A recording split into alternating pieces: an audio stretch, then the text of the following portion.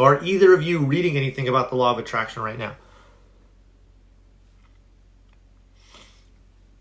So you said, I basically self-sabotage in high-pressure work relationship situations and want to get a better handle on my subconscious. Great question. Great question. So here's what I would recommend doing. So I had mentioned this earlier in previous lives. I'm not sure if you were on for this, but I want you to grab a pen and paper and write out my new self-image and list how you'd like yourself to be. For instance, one of the ideas that I had, or I have in my subconscious that I listed in my own self-image, is that the higher the pressure is, the better that I perform. So again, the higher the pressure is, the better I perform. I was in sales, and so at times there would be a lot of pressure to hit your quotas, etc. And not only that, I was part of a number one econ team, or the number one econ team in the United States for my industry. And so there could be a lot of pressure at times to hit our sales quotas. So that was one of the affirmations I would tell myself. The more pressure there is, the better I perform. So I want you to grab a pen and paper, write out hello, good to have you on here. Right now we're talking about how to do well in high pressure work relationship situations. So I want you to grab a pen and paper and write out my new self-image and list that you do better, you do great in high pressure environments. In fact, you excel in all environments and all conditions. You always get along great with everybody and produce the highest outcomes. I want you to list how you would like things to be from this moment forward. And I want you to show yourself the end result every day and every night, in the morning and at night, of whatever this would look like. So is it you winning awards? Is it you shaking hands with somebody, completing the sale? Whatever it is, see the end result and feel it. Your subconscious responds to images and emotions. The more emotion that an image has, the faster it's going to be impressed on your subconscious, and your subconscious controls things such as your beliefs, your habits, and your bodily functions. So the faster it'll manifest in your life. That's one. Two, just as you did that for your self-image, again, write out my ideal career and list how you'd like your career to be and how you show up, so to speak, in your career, and show that to yourself as well. But constantly show yourself the image of you succeeding and then affirm it every day. And what's going to happen is it'll start to rewire your subconscious so that you do well in those situations. I want you to start showing yourself images of you being a winner. Conceive of yourself as a success. Good to see you, Zach, on here. Don't ever show yourself images of you losing or doing well. If there's an area that you're not doing well in, such as this one that you've been able to consciously realize, create this new image. Show it to yourself every day. Tell yourself that you're a winner, that you're the best, that you can succeed, that you're getting better and better every day in every way, and watch yourself soar. There's no reason that you can't be one of the top sellers in your field. I have terrible self-confidence also, even social anxiety. What could I work with to build this up? So I have a few things to say.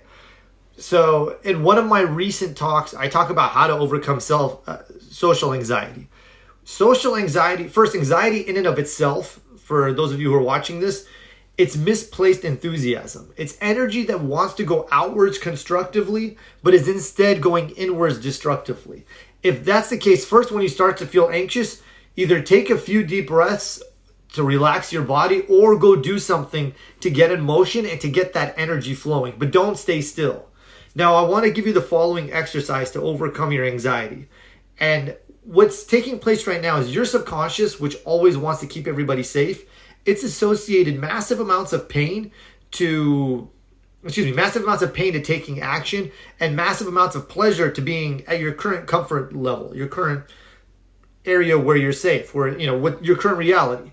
What you need to do is you need to flip the script, so to speak. You want to associate massive amounts of pleasure to taking action and massive amounts of pain to being stuck. So I want you to do this assignment. And I have it, by the way, in one of my videos. Send me a DM after this and I'll send you the video. I want you to grab a pen and paper and write out, what is all the pain I feel by being anxious? What is all the pain I feel by being anxious? And write out 3 to 5 minutes nonstop, how much it's costing you in terms of sales, relationships, missed opportunities, etc. And really write it out. It's going to make you feel like crap, but that's the purpose of this exercise. You want to associate massive amounts of pain to being anxious. Then I want you to shake yourself off, take a few deep breaths, jump around if you need to get the energy going, and then write out, what is all the pleasure I'll feel by taking action on what I want? What is all the pleasure I'll feel by taking action on what I want? And write nonstop for the next 3 to 5 minutes. Write about all the amazing opportunities, how much better your relationships are going to go, all the vacations and fun things you're going to do with your extra money. Really be in depth about this. What it's going to do is it's going to rewire your subconscious that taking action equals good and not taking action equals pain. And you're going to become an action-oriented individual. I would do this exercise with guys. I used to teach dating seminars, and I was a fantastic coach in this area. I would get stellar results with my guys. And this is one of the exercises I would have them do. And once they rewired and changed this, I would take these guys out, the guys who told me that they were scared to talk to women. And once they did this exercise, you would see them go and approach woman after woman after woman, because their subconscious is now rewired for success. So that's one thing that I want you to do. 2, I had already alluded to it earlier. Do the new image idea, and write out that you have amazing self-confidence. I will pay you for helping me talk to girls. Are you in SF? I'm in San Diego, but we can set up some type of Zoom calls or something if you want to schedule coaching, and I'm happy to help you with that. So I want you to create a new self-image of yourself as succeeding with women. And then I want you to start taking, and if you want to fly down to San Diego, we can set something up where I help you out. And then I want you to, there was something else that I was going to recommend. Yeah, show yourself this image of you succeeding with women and add that into your self-image. I'm great with women, I'm confident. And then set up a series of small goals that you know you can hit.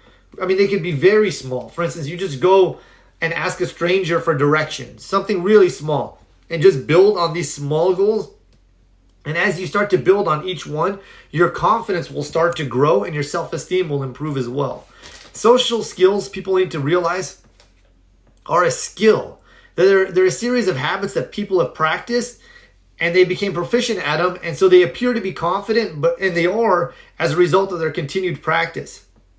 Nobody's just born naturally being good with women. You have to go and practice these skills, or any skill for that matter, and your confidence will come from your competence. So it's just about practicing until you get the hang of it, just like anything else, such as your ABCs. It just came from constant repetition.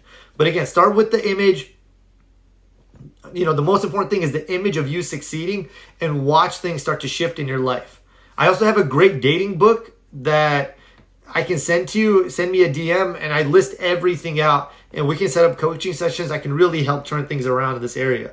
It doesn't have to be a source of pain. It can be a source of great pleasure, and it's an area that you can get fixed really, really fast. You can get rapid results quickly if you just know what to do and take action once you know what to do. So for those of you who have been tuning in, some people are jumping in and out.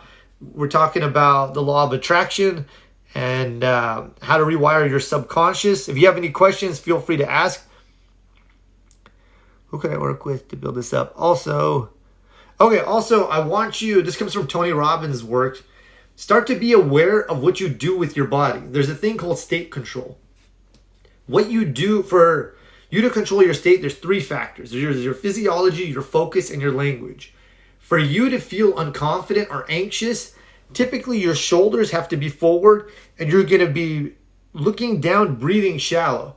That's not what you want to do. A confident person has their chest out and they typically look up. So for this next week, as you go through your day, I want you to be aware of what you're doing with your body at all times. As you go to work, when you're in these stressful situations, when you're interacting with others, be aware of your body, be aware of your breathing, be aware of your focus, what you're focused on. For you to be anxious, you have to be focused on a negative outcome. So start to focus on the positive, on things going good. Breathe and relax. You can breathe in through your nose and out through your mouth, and people won't know that you're even taking deep breaths as you're talking to them. And also be aware of the language you use, both in the words you say and also their volume and their tonality. For instance, if I'm anxious, either I'm going to talk really fast, but not in a negative manner, or I'm going to talk really, if I'm depressed, I'll talk really slow and low. And so either talk fast, enthusiastically, as if you believe in what it is you're selling, and watch how your confidence goes up. And stick your chest out and breathe. If you ever watch pro fighters when they come out to fight one another, they always walk out with their chest out. That's how men who are confident stand. So that's how I want you to stand. And practice it. Spend a minute or two every day with your hands on your hips. These are called power poses. And stick your chest out and look up. And if you want, smile big, or at least look up. And what this will do is, there's a theory called the James Lange theory that says what you do with your body affects your mind. And this will start to produce tonic, feel-good chemicals in your body, and your consciousness will feel better. So try all these exercises out that I'm outlining for you. All of them will have a real cumulative effect on you, and you'll see things start to change for you. And if anybody has any questions, feel free to ask. I've seen a number of people jumping in and jumping out of the live. Hopefully more people end up staying than going. So we're talking about self-confidence. Let me see. I have a number of things that I recommend too. Do you do any type of martial arts right now? Let me know if any of you do any type of martial arts. One easy way to build... Oh, is he still here? Are you still here, Todd? One easy way to build confidence is to do martial arts. To start training and putting yourself in fearful situations. And as you do, your confidence will build. Now, for those of you who are just jumped in, do you have any questions on anything? Law of attraction, relationships, dating, confidence, whatever it is. There's no topics that are off limits. We can discuss whatever it is that you like. And if there are no questions, I'll just start talking about either the law of attraction or something of that nature.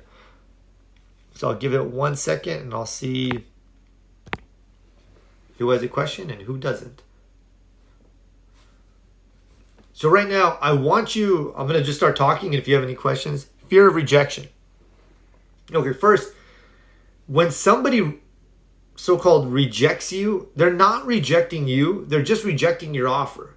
So you can always change your offer. Now, I'm assuming this rejection, you're talking fear of rejection in regards to relationships.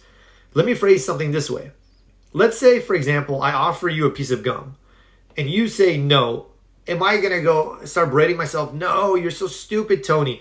Every time you offer somebody gum, they say no, you're such an idiot.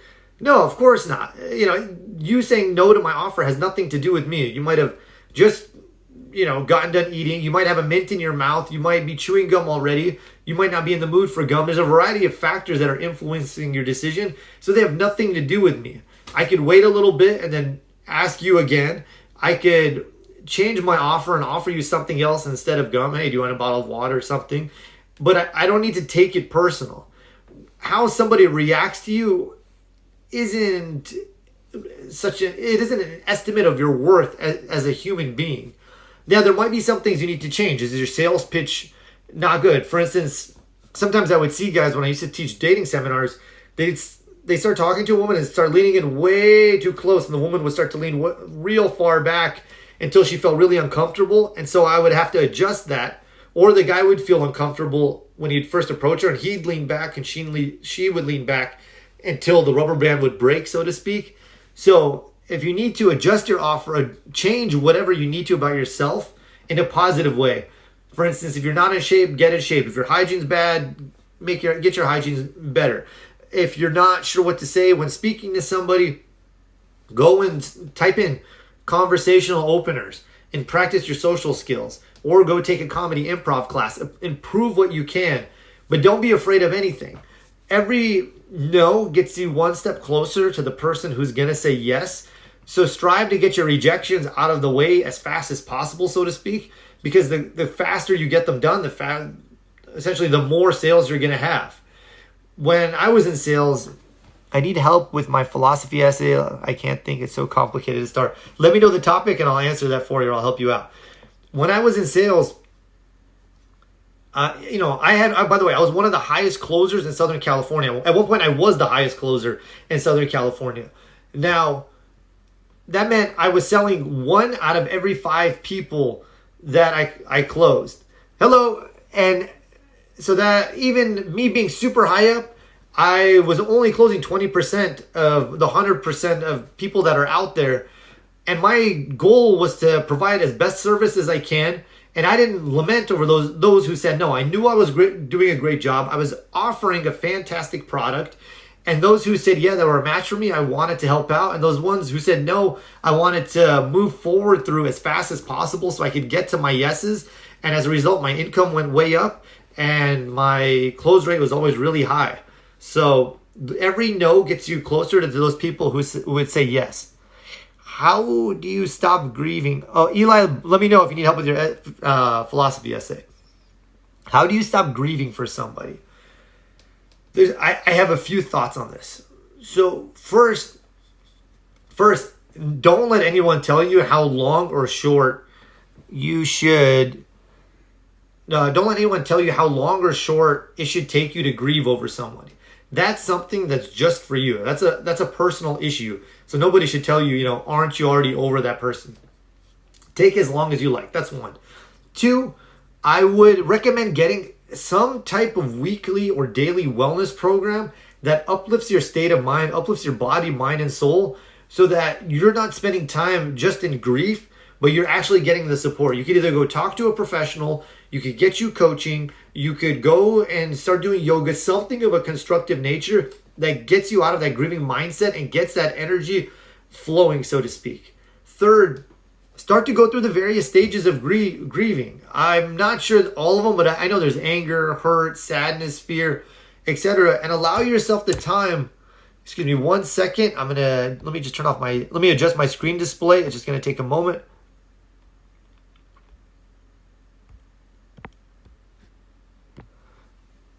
My apologies. I had to turn that off. My nighttime mode turned on, so everything changed colors. Now, allow yourself to go through the grieving process. I would recommend getting some books on grieving.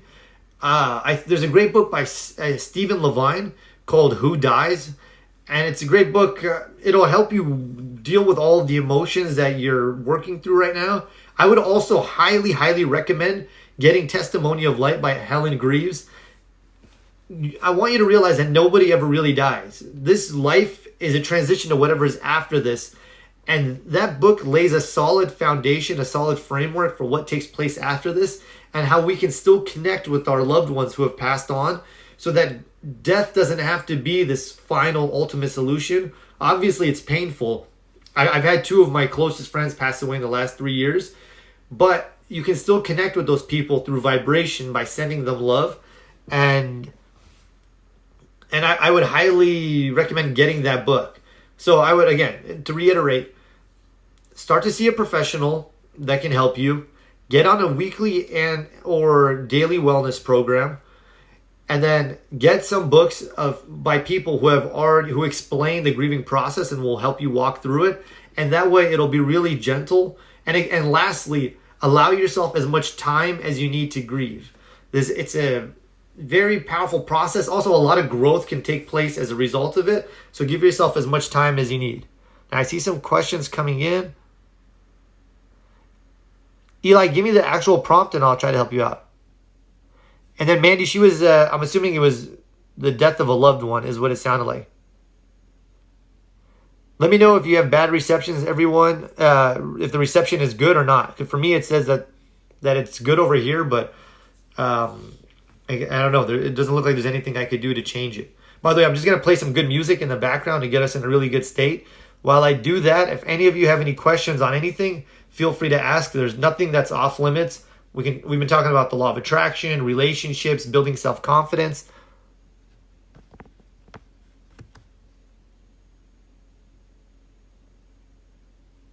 Oh, I agree. Give me 1 second. Awesome. I'm going to put... What type of hurts do you all want to listen to today? I'm going to put 639. We're going to attract love during this session. So let's see if this song is good. And then, okay. Honestly, what helped me the most was lacking from everything and focusing on myself. My advices are wonderful. Thank you. I'm glad that helps. Oh, and then I have something different to say about grieving a relationship. Let me just play this music and then we'll go. Cool. Okay, so grieving a relationship is different. First, realize that a relationship doesn't die. It just simply transmutes into something hopefully that's healthier for you and the other person. Unless you want that relationship to be totally severed. All the people that I've dated, for the most part from my past, I still have healthy relationships with them. If I see them, they're happy to see me and I'm happy to see them. So realize that relationships simply transmute. And if you're grieving the loss of somebody, first, I would do pretty much almost what I outlined for somebody who's passed on. I would get myself in a daily wellness program where in the morning I meditate. I have a good routine where I image what it is I want. I can see myself with a new partner if I'm ready to move on. If I don't feel that I can support myself fully emotionally, then I'll ask somebody outside of my friends and family to support me. I'll either go get a counselor or a therapist, somebody or a coach to help me so that I can improve, so that I'm not just trying to stand on my own, so to speak. I mean, we get trainers to help us get physically in shape. There's nothing wrong with you getting a trainer to get you emotionally and mentally strong. So I would recommend doing that. And then there was something else that I was going to say. And then I would walk myself through the process of, I'm not sure exactly what this process is, but you could say the emotional release process. I would ask myself, what am I angry about in regards to this relationship? And I would see what it is, and I would write it out. And then I'd say, what am I hurt about in regards to this relationship? And I would write it all out. And then I'd say, what am I sad in regards to this relationship? And I would write out what I'm sad and then what I'm afraid about. What am I afraid is going to happen?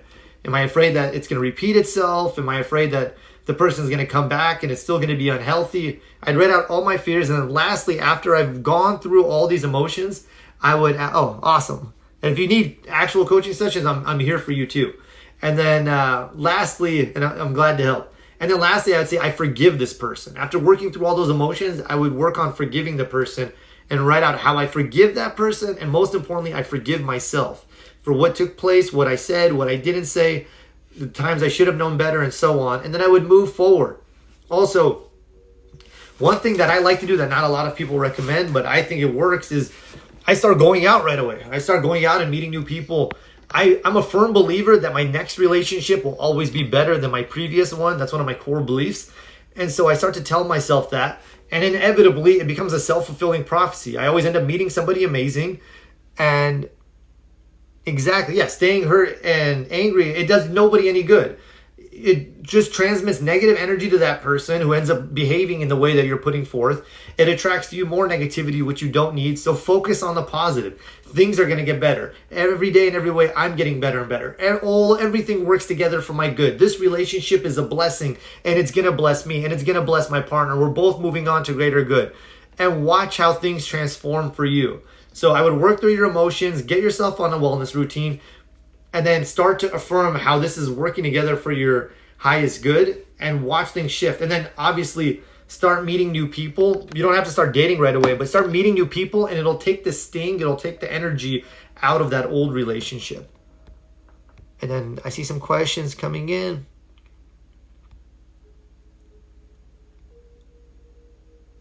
Okay, so hey, I answered this earlier. You asked, how do I become more confident and stop caring so much what people think about me? First, if you realize how little people actually think about other people throughout their day, you would stop caring completely what other people think about you. That's one. Two, most people, when they think about you, they're thinking about what you're thinking about them. So they're actually worried what you're saying in your mind about them. They might be attacking you because they're actually worried that you're going to attack them. So that's one. Come to the realization that everybody's just focused on themselves. Two, start to honor. Let me just turn up the mute. This is not the best.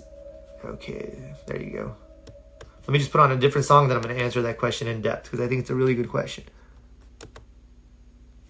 What if you could... Okay, so two, realize that, not realize, but start to do what it is you want. Start to do what it is you enjoy. Start to move towards what it is you want to do. Start honoring your desires, your cravings, etc. And as you do that, you're going to feel better about yourself. And from your self-esteem, you're going to take healthier actions, which are going to make you feel more confident. That's two. Three, start to put yourself, if I would recommend doing things, I don't know if we can right now because of COVID, but I always recommend people do fun things such as comedy, improv, stand-up comedy, things like that, where you develop your social skills and become more confident in regards to socializing with others. And at the same time, you put yourself in fearful situations every day. They're not physically fearful. Nobody's going to hurt you, but you have to face some type of fear. You have to go out, in front of a group of people and perform, and your social skills get better, and then your confidence grows as well.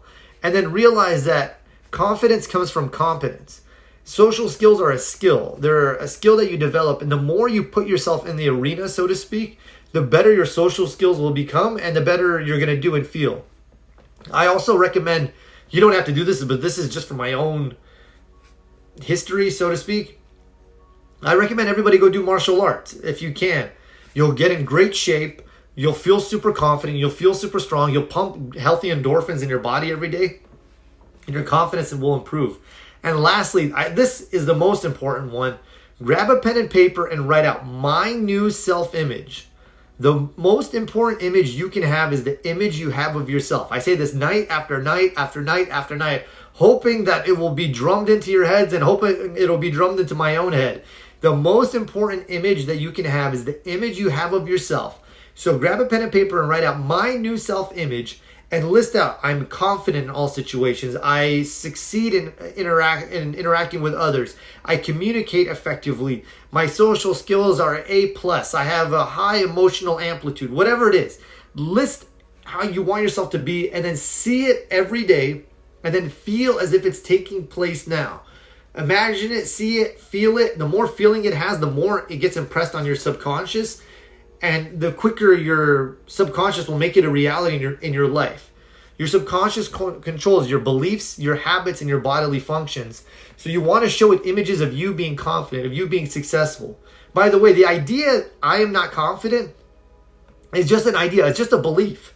What is a belief? A belief is a thought that you've thought over and over and over again.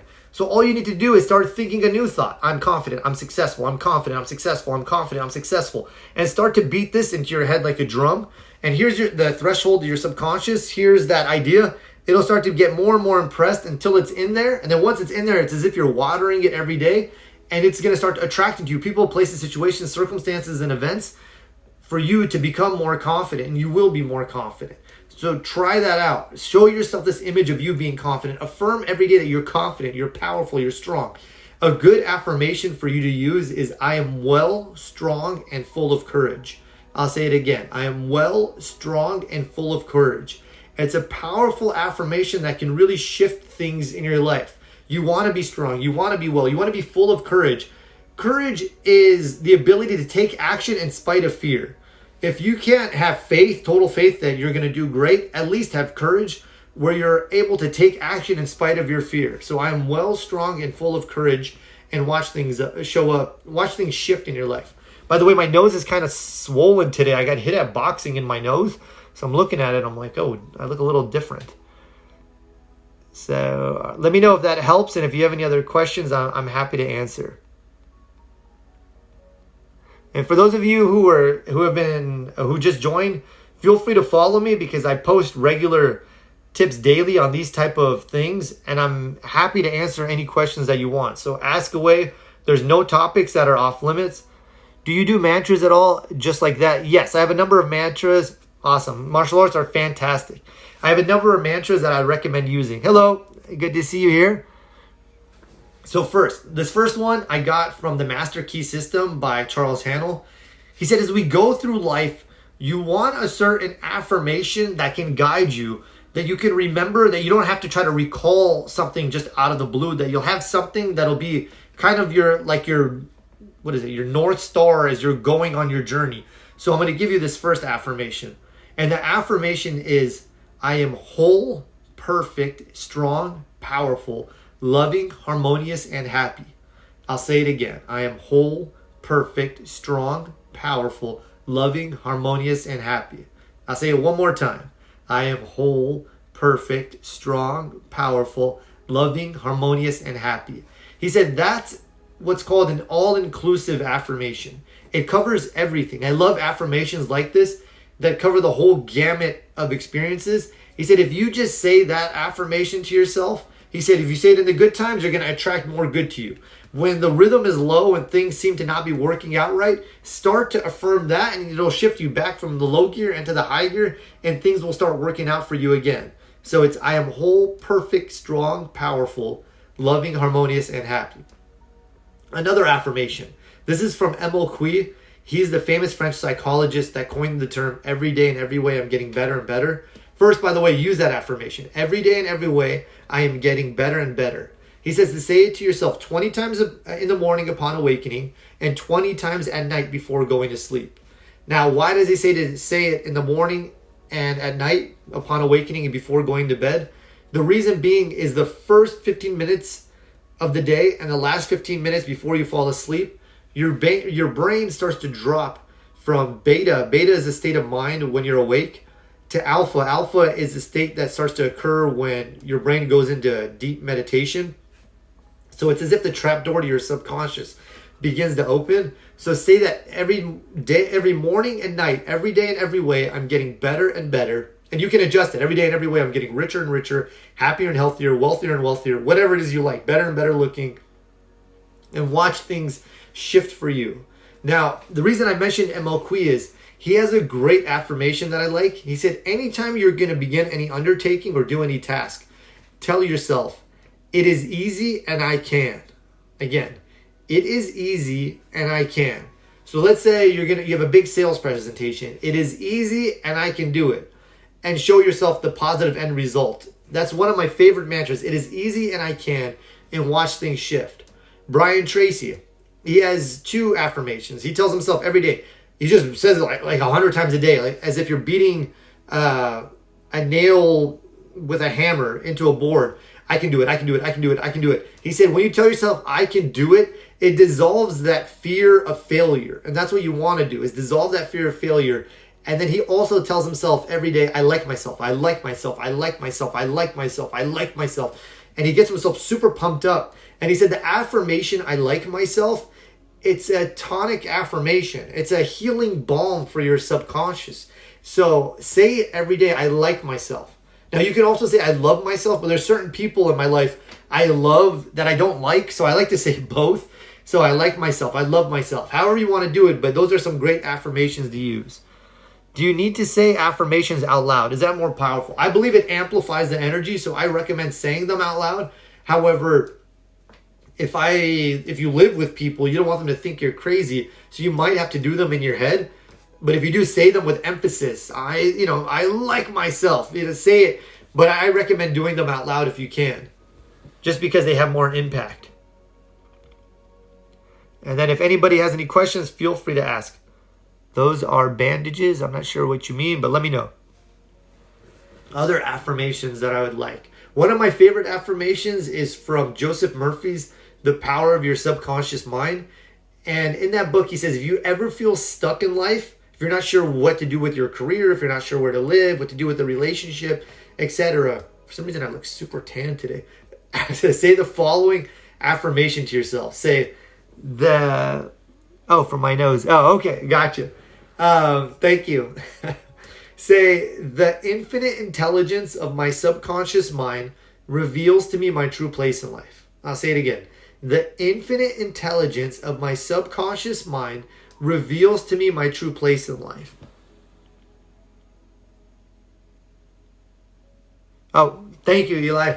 Yes. So if an intrusive thought comes up, you can do a couple things. You can say, 1, that has no power over me, and then think its positive opposite. So let's say you think an intrusive thought comes up, I'm not going to do good at that sales meeting. Tell yourself, this has no power over me, I'm going to do great at that sales meeting.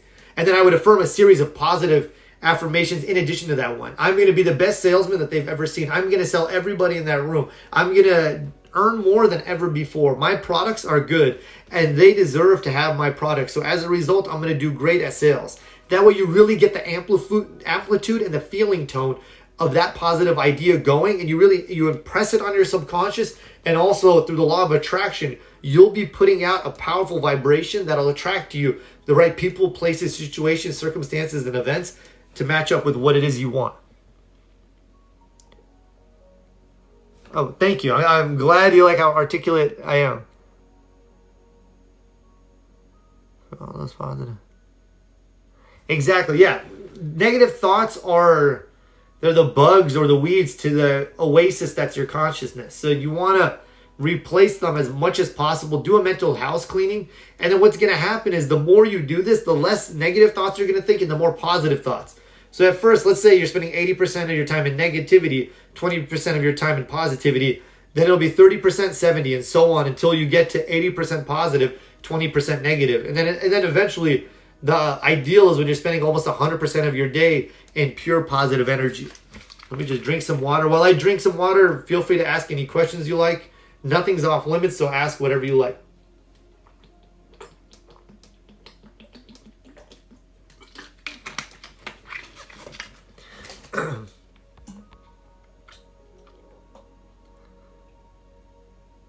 So somebody asked,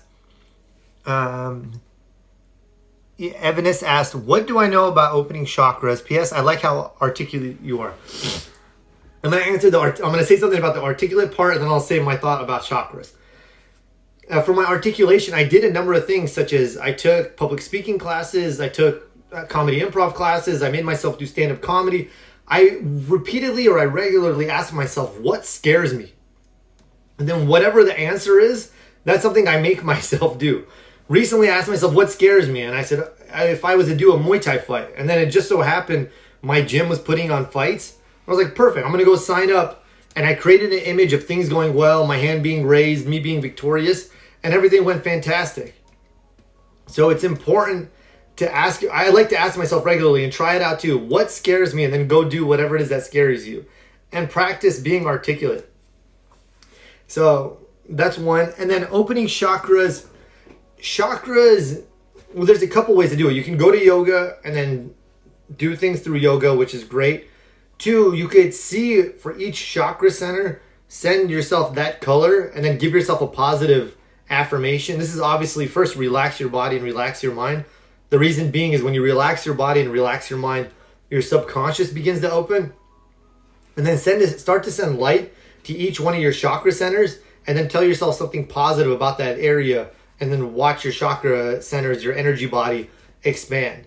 I should make a video about it. It's just I have to write everything out and then record it and get the artwork, and it takes some time because I take my friends through chakra opening meditations and they love it. So at some point I might do that.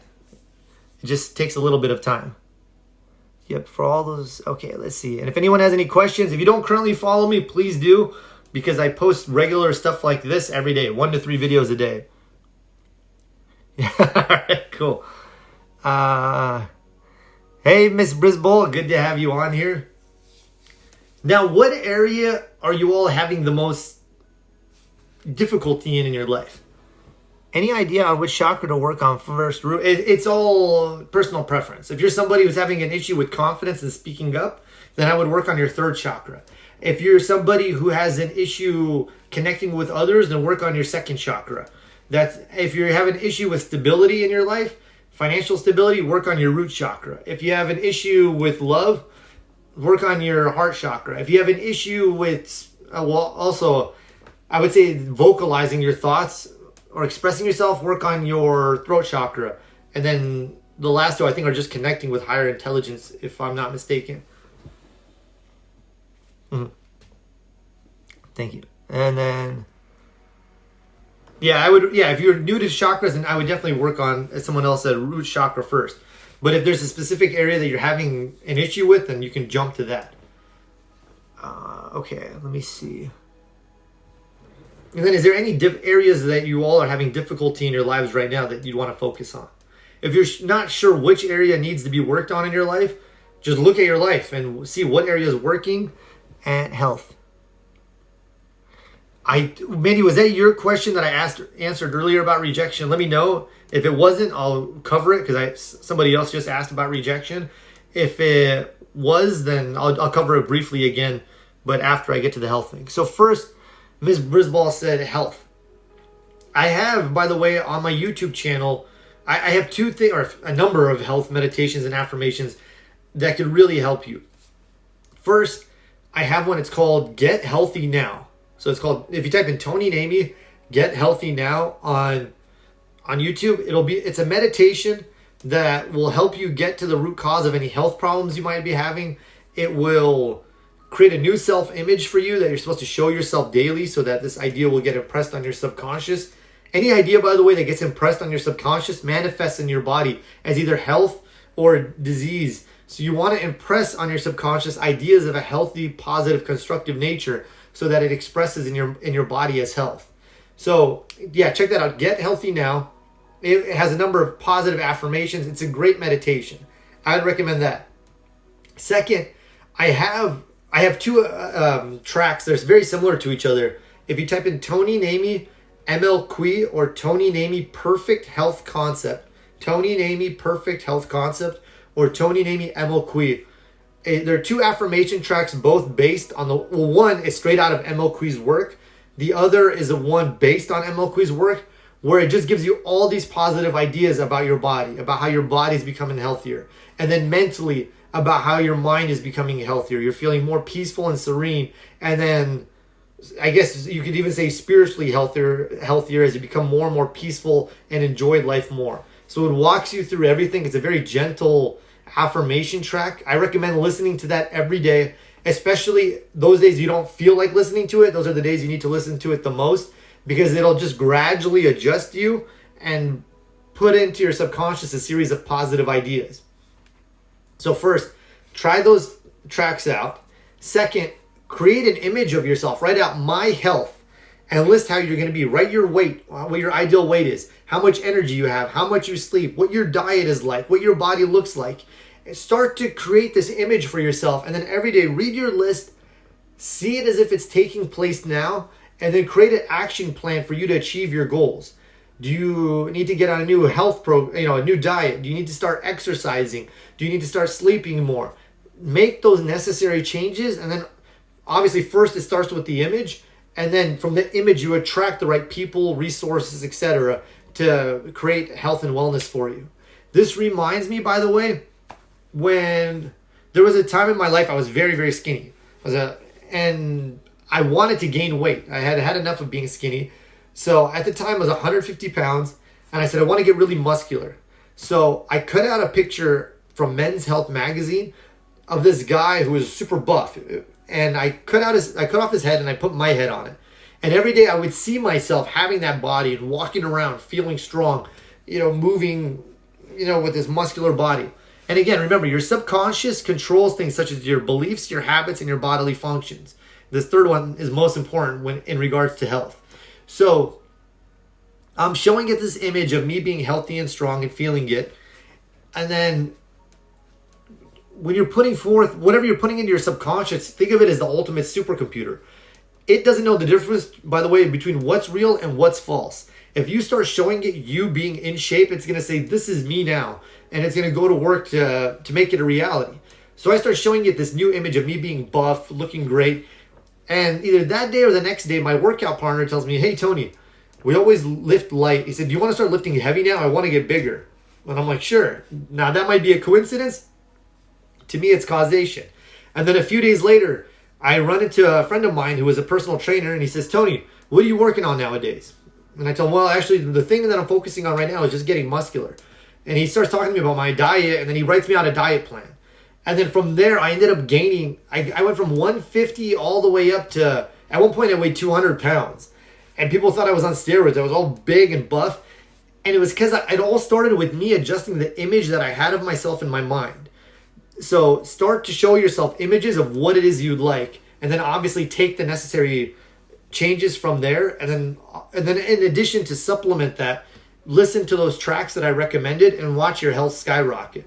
And I would also, for those of you who don't know about alkalinity versus acidity, strive to make yourself more alkaline. The more alkaline you are, the less joint pain you'll have, the higher energy levels you'll have, you'll feel really good. Yes, you are correct. I'm going to talk more about that in a second.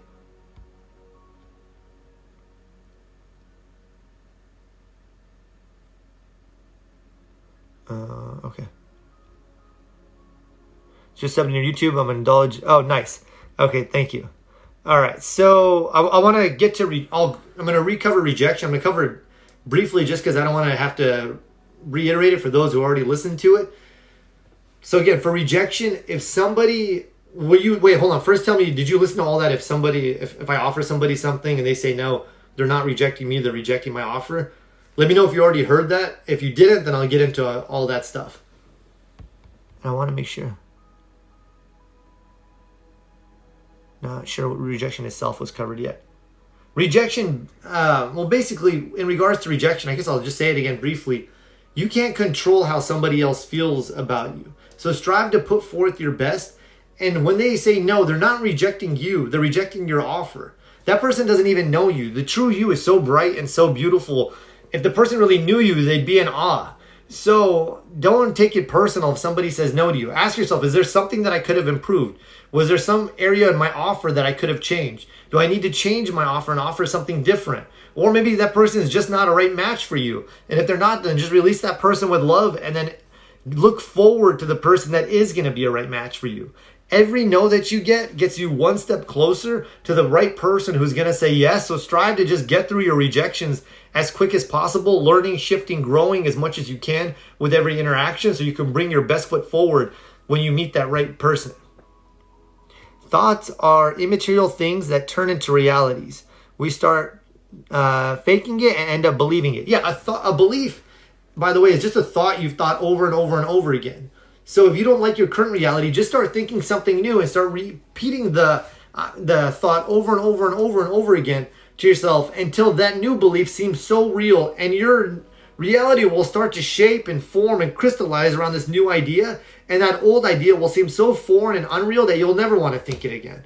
And as you're thinking that new thought, you're creating new brain cells, new neural networks, new neural pathways that are in alignment with that new thought. And so it literally will feel foreign to think that old thought, to go back to that old way of being. Mandy, let me know if that helped you, by the way, with the rejection. So I had mentioned earlier in regards to rejection, if I offer somebody a piece of gum and they say no, am I going to freak out? Am I going to say no? Why am I so stupid? Nobody ever wants my gum. Why do I even bother offering it to people? No, that person might not be in the mood for gum. They might have just chewed on some gum. They might have a mint in their mouth. They might not like the flavor. I can either offer them a different type of gum, offer them something else such as water. So they're not rejecting me. That person doesn't even know me. They're just rejecting my offer. And offers can be changed. You can talk to that person at a later time and re-offer them whatever it is you're selling.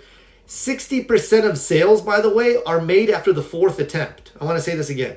60% of sales are made after the fourth attempt.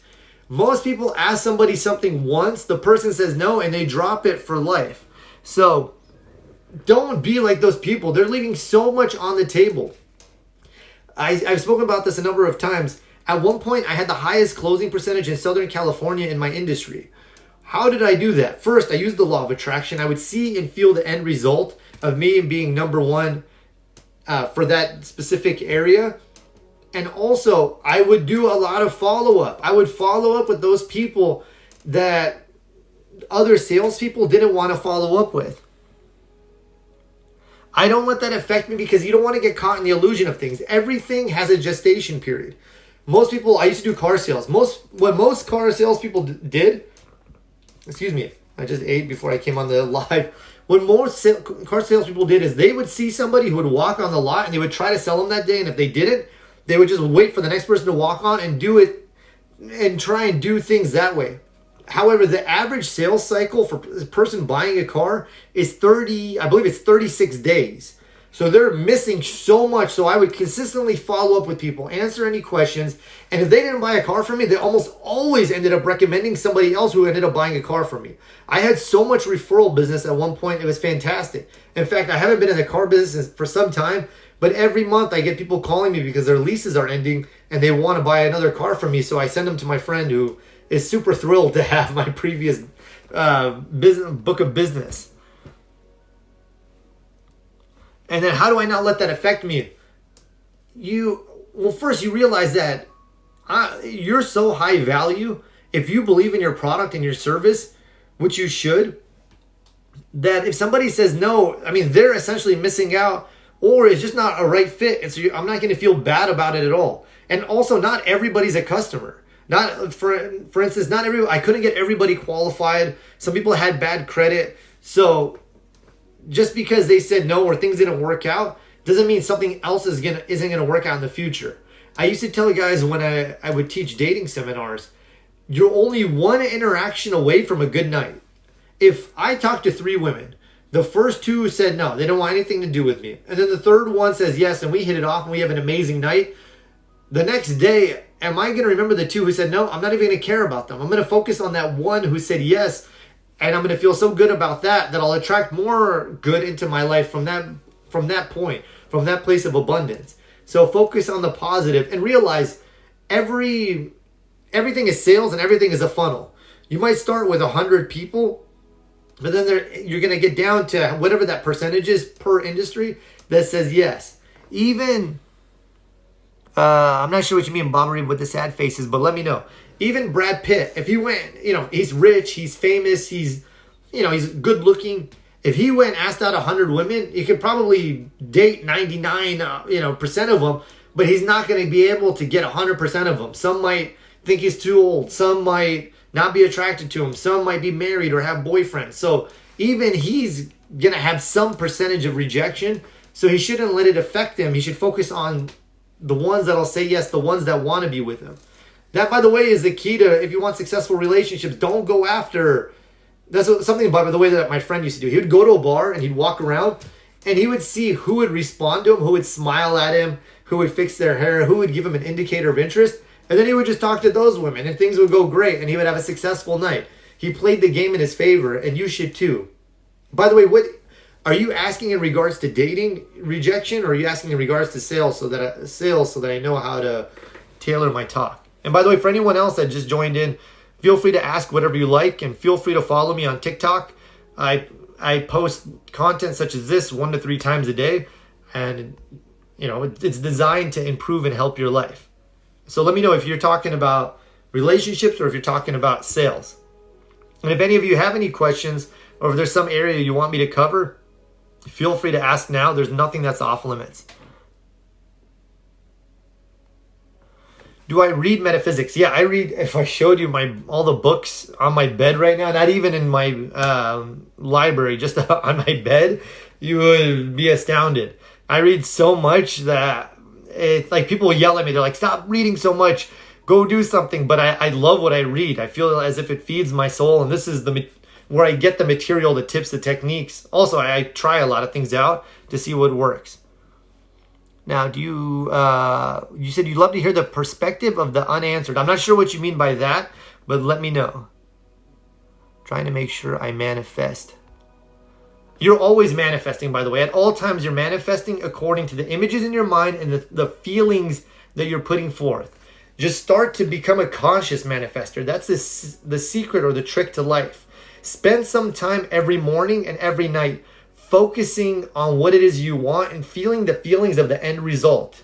Neville Goddard, in his excellent book, Feeling is the Secret, says that's basically it. All of manifestation boils down to you showing yourself certain images, feeling as if it's taken place. And he said, once you feel the feeling of the end result, it's as if you've impregnated your subconscious with what it is you want, and there's going to be a birth. He said, a woman cannot be somewhat pregnant. Either she's pregnant or she's not. And like fashion, once you've felt the feelings of the end result, your subconscious is impregnated with these ideas. And unless you give yourself a counter idea, that idea is going to manifest for you. So just feel the feelings, the end result of what it is you want. And I recommend setting up times every morning and night where you show yourself the end result of what you want for your health, your wealth, your career, your finances, and for yourself. Those 5 areas at least every day, so that it's as if you're planting powerful seeds in your subconscious, and you're watering them every day and every night, and you're going to get forth an amazing crop. What's one of my favorite books? Okay, I have a number of books that I recommend. The Success Principles by Jack Canfield, one of my all-time favorite books. It's basically kindergarten metaphysics. He'll take you through the A through Z of how to become successful. That's one. I'm going to toot my own horn for a second. My online course. It's only $12.99 for 8 hours of me talking like this to you, walking you through everything. It's fantastic. I mean, I put my heart and soul, everything I know into it. I cover the law of attraction. I cover the other universal laws, 10 rules of higher life, finding your life purpose, how to impress your subconscious with what it is you want. I mean, I cover everything, and it's super helpful, and it will change your life. There's a link in my bio if you're interested in that. The Master Key System by Charles Haanel. Fantastic book. I love Charles Haanel for this simple reason. By the way, Jack Canfield is the author of the Chicken Soup for the Soul books. So if you haven't, I recommend the Success Principles because it's super gentle, especially if you're new to this stuff. And Jack used to say over 90% of the people who read this book will double their income and double their time off within 2 years or less. And the first time I read it, I doubled my income and doubled my time off. So it was hugely impactful. That was one. The Master Key System by Charles Haanel. Fantastic book. I love Charles Haanel for the simple reason that he refused to teach until he became wealthy. Most metaphysicians that I see nowadays become wealthy from teaching metaphysics, which is nothing wrong with that. Obviously they're demonstrating what they teach.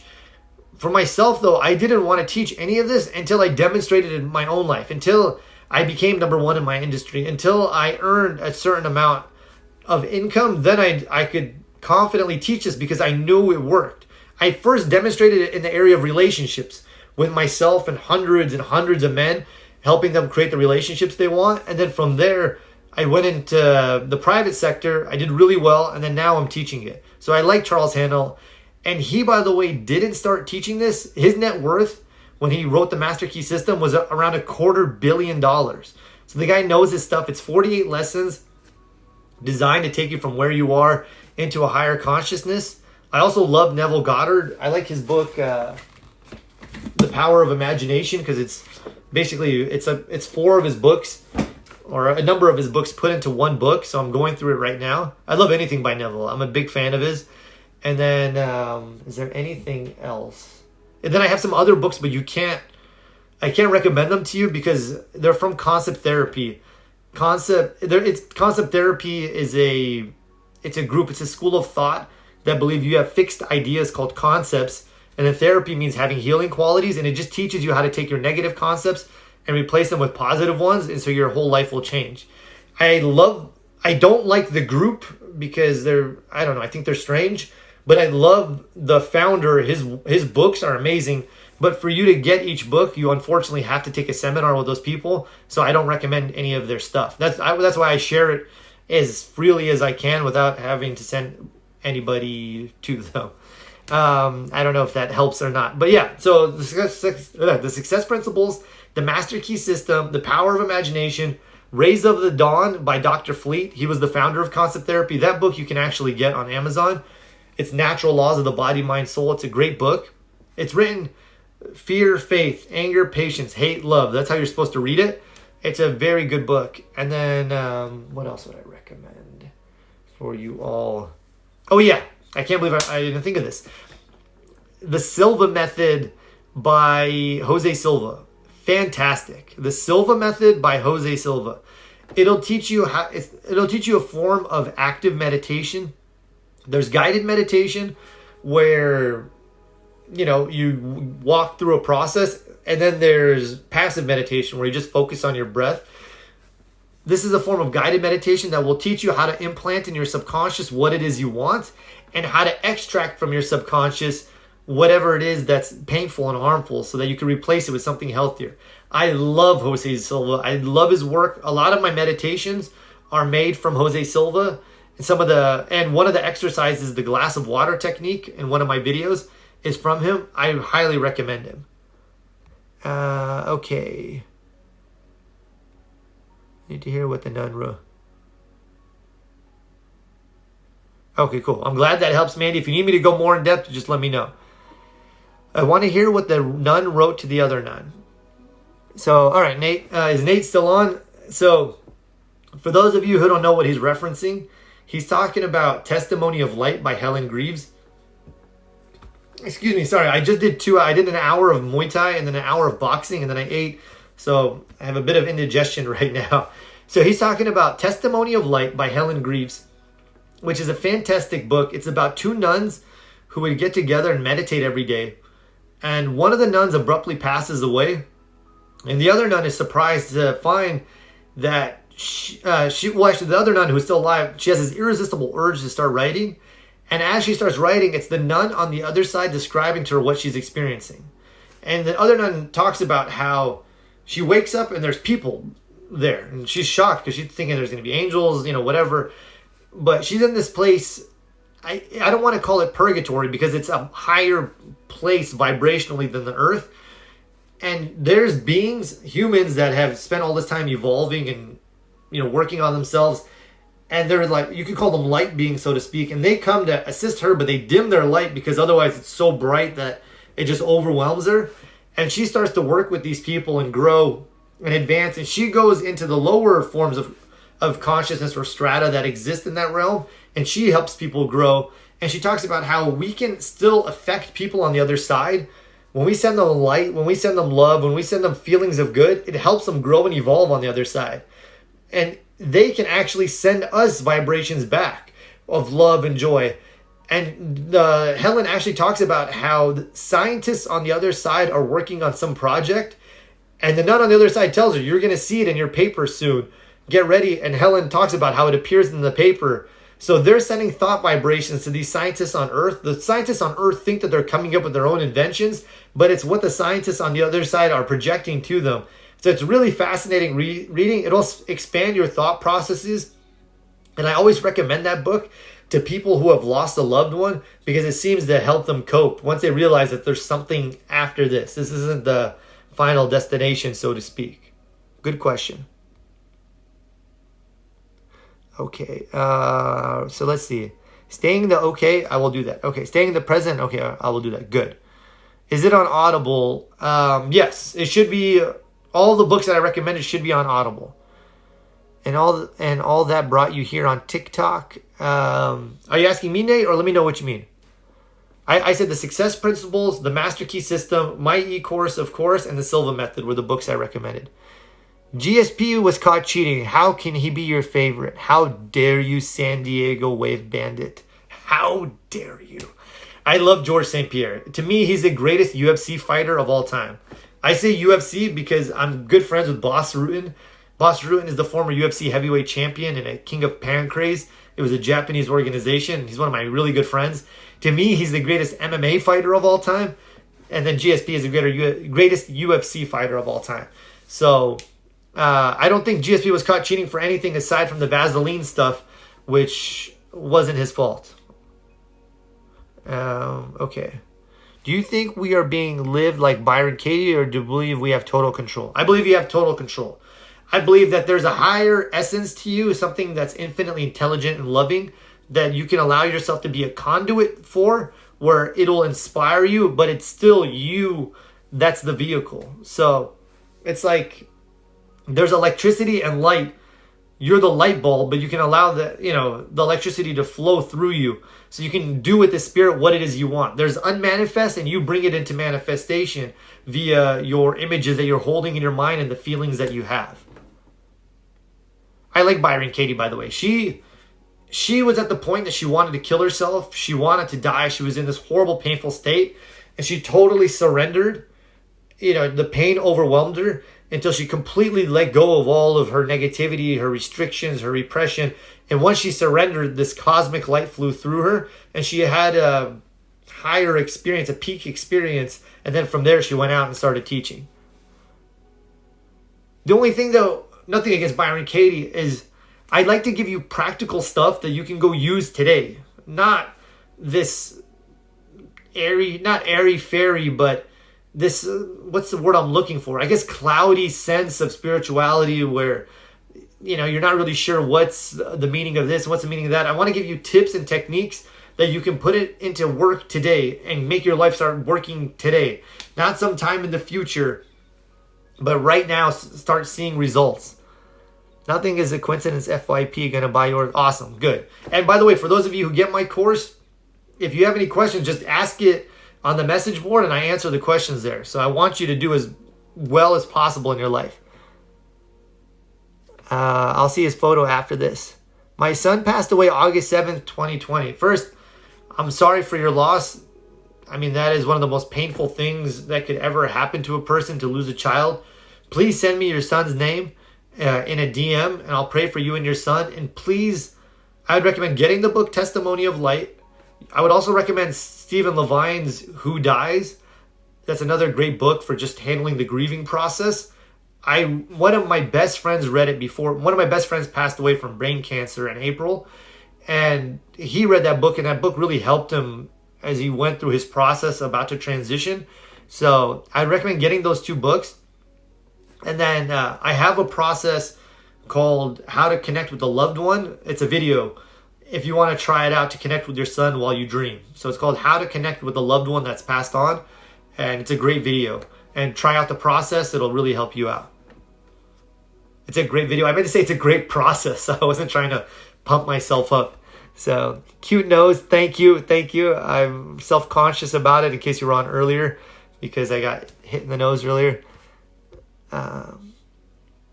Thank you for your answer. You're welcome. The Afterlife of Billy Fingers is also very helpful. I haven't read it, but I love reading about stuff like this and seeing what else is out there. Also, what's the guy's name? There was a guy who, if any of you know the guy's name, let me know. He got struck by lightning. He had like 3 near-death experiences. I don't know if he has the worst luck or the best luck. One time he got electrocuted super bad and had this near-death experience, and where he described it was on the other side. And then another time he got hit by lightning. Dang it, what's the guy's name? But he has a book that's very interesting that talks about what's on the other side. But my favorite one of all of them that I've read so far is still Helen Greaves. And by the way, you can find it online. Just type in Helen Greaves Testimony of Light PDF, and then you can get the book. And then let me know if any of you have any questions. Feel free to answer. I'm just going to drink some water real fast and ask. There's nothing that's off limits. We can talk about any topic that you want.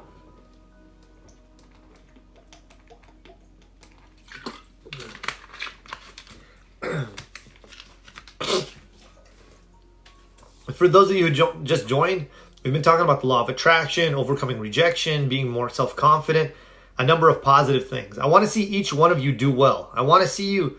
I don't want you to just succeed. I want you to be superstars in your industry. Within you is the infinite potential of God, the infinite power of God, and I want you to start bringing that forth.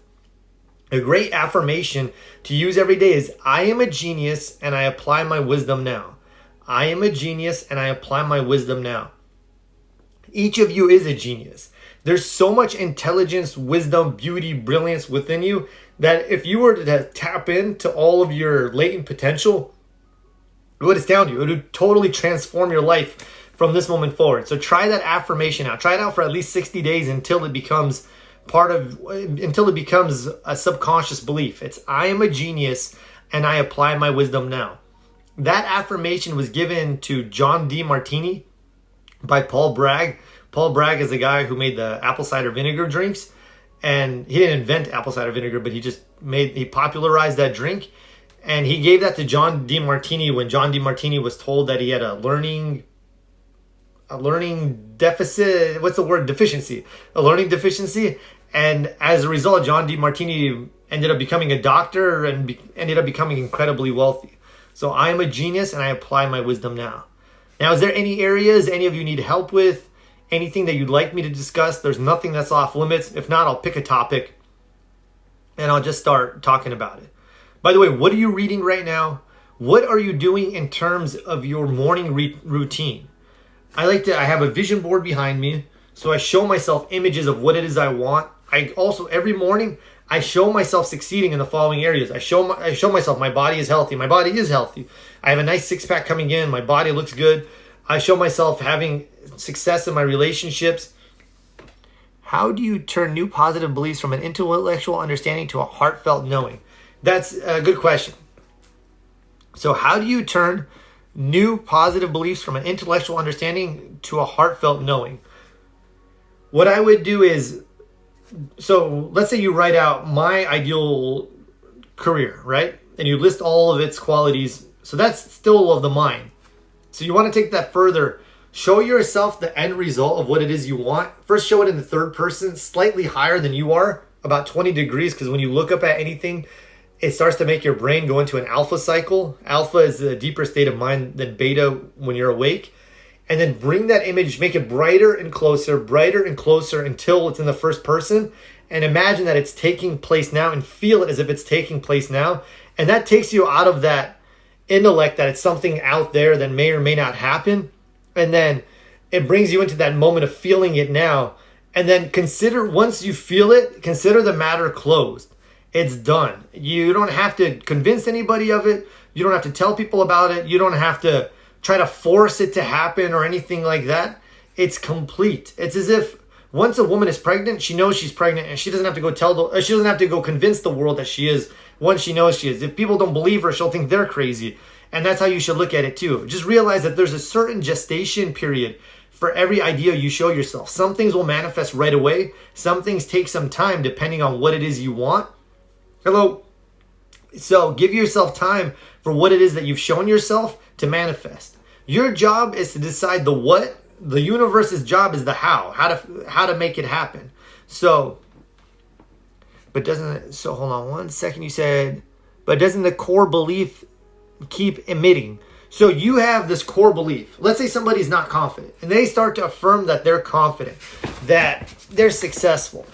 At first, it might seem alien to them because they have this core belief that's been ingrained for so many years. However, as you start to do this more and more and have feeling behind it, feeling is the secret. The more feeling an image has, the faster it gets impressed on your subconscious. Your subconscious controls your beliefs, it controls your habits and your bodily functions. The more feeling it has, the more it'll get impressed. And then as that gets impressed, it'll start to express, and that other idea will start to dissolve. You'll be creating new brain cells and new neural networks so that old idea will start to seem foreign to you. Whereas at first, this new idea will start to seem as if you're lying. Now, you're not lying. You're telling your future in advance. That's what Brian Tracy, the father of, what do you want to call it, self-help, used to say. You're telling the future in advance, and all a belief is an idea you've told yourself over and over and over again. So start to repeat this idea to yourself over and over, and you'll start to see evidence through the law of attraction, the law of vibration. It'll start to bring you evidence that this new idea is taking place, and then eventually that will become your dominant idea. By the way, this doesn't have to be a long, grueling process. It takes on average 34 seconds, just 34 seconds, for an idea that's focused on to be implanted from your conscious mind into your subconscious. So you could spend 2 minutes focusing and feeling what it is you want, imagining that you had it now, and that will start to make this new idea vibrate. The trick, though, is not after you finish manifesting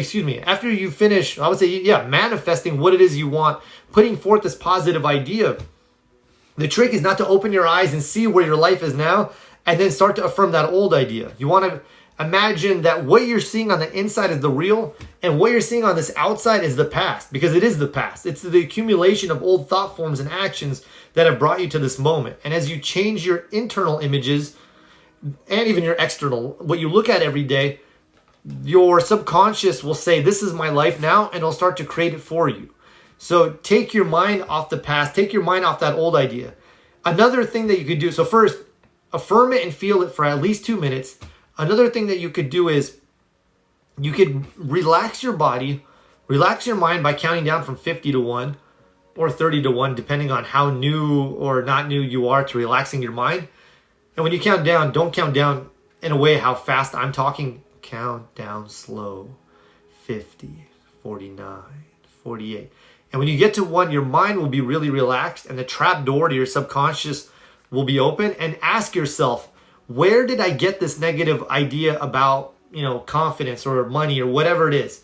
And from your subconscious, brain cells will begin to vibrate, and it'll bring from your subconscious mind to your conscious mind whatever the root cause of that idea is. This is something that very few people talk about. In fact, I'm probably one of the only teachers that discusses this, and it drives me crazy. So it drives me crazy that so few teachers talk about this. And once you have this idea of, the root cause of whatever it is, replace it with its positive opposite. Let's say it was a situation. I did this with my friend. He was my student at the time. He had went to talk to a girl. Well, this is when he was let me take a step back. He had a subconscious belief that he was really ugly. He didn't want to approach women because he felt ugly. And I asked him, where did this come from? And he said, well, when I was in 6th grade, there was this girl who was super popular. And I went and asked her out. And I said, hi, I think you're really pretty. Do you want to be my girlfriend? And she said, ugh, I would never want to be your girlfriend. You're so ugly. And all of her girlfriends laughed at him. So he got early on this, this negative idea that he was ugly. And he wasn't ugly. He was actually a good-looking guy. But he had gotten it early on. So what I did is I had him relax. I put him in a super relaxed state. I took him back to that pivotal moment in his subconscious where he received that negative idea. And instead of the girl telling him how ugly he was, I had the girl tell him how good looking he was and how much she would love to be his girlfriend. And I had all the other girls celebrate and congratulate him. Now, his subconscious doesn't know the difference between what's real and what's false. So I took that old idea and I replaced it with a positive one in his subconscious, and he became so freaking confident and self-assured and ended up getting the freaking nicest, like a beautiful girlfriend who's now his wife, that he should send me Christmas cards for for the help I gave him. So that's one way to do it. So you either can start affirming and showing yourself the images of what it is now, the way you'd like yourself to be. You can start affirming this new belief over and over until it feels real. Or you could relax and meditate and bring up this old idea and replace it with a new one. Replace it with its positive opposite. Or you could just see yourself forgiving the person. Or you could just tell yourself, that idea is from the past. It has no power over me anymore. From now on, I am this. And show yourself what it is you want. By the way, if you can't get to the root cause, if it's too unconscious for you to figure out what it is, don't worry about it. Just start implanting the new idea. And that, as that gets implanted, the old one will be kicked out, so to speak, and it'll no longer affect you. Great question. Let me know if that answers. Your question. And then I see a bunch of questions came in, so let me get to them. How do you value yourself more? How do you find motivation? I'm going through a breakup. Okay, so this might sound cheesy, but I mean it. You're not going through a breakup, you're going through a breakthrough. Use this as food for growth. Ask yourself, where can I improve? How can I make my next relationship better? How can I make myself better? So when I meet the next person, I'm at a higher level. I would start asking myself questions such as that. Now, how do you value yourself more? Ask yourself, what do I want to do? What have I always wanted to do? Write it out and then start to do it. I spoke about this earlier. Ask yourself, what scares me? For instance, I always ask myself at least once a year, what am I afraid of? Then whatever it is, I go and make myself do it. And then I feel better. My self-esteem improves. So thank you for the flowers. I appreciate that. So ask yourself, what do I want to do, and start doing it? What am I afraid of? And then start doing it. And then start to talk to yourself nicely, kindly, and lovingly. As if you would talk the same way you would talk to a friend that you were coaching and helping. Tell yourself, I'm the best. I like myself. I love myself. I deserve the best. When I break up with somebody, I always tell myself, my next relationship is going to be so much better than this. And inevitably it is. It becomes a self-fulfilling prophecy. So tell yourself, my next relationship is going to be so much better than this one. Now, how do I motivate myself? First, I always have myself on a general wellness routine in the morning. It's a routine. It's something I don't think about. When I wake up in the morning, I first feel gratitude for everything around me. Then I show myself images of me succeeding. So this is what I want you to do. Show yourself images for your relationships, of you succeeding, of you doing well, of you having the right life partner. Show yourself images of you succeeding in your career, in your health, in your finances, in every area of your life. You show yourself an image of you just as a general success. And then I have goals that I'm working towards. Usually I show myself the end result in those images of my goals, of what it is I want. And I take those goals and I chunk them down into small daily actions that I know I can achieve.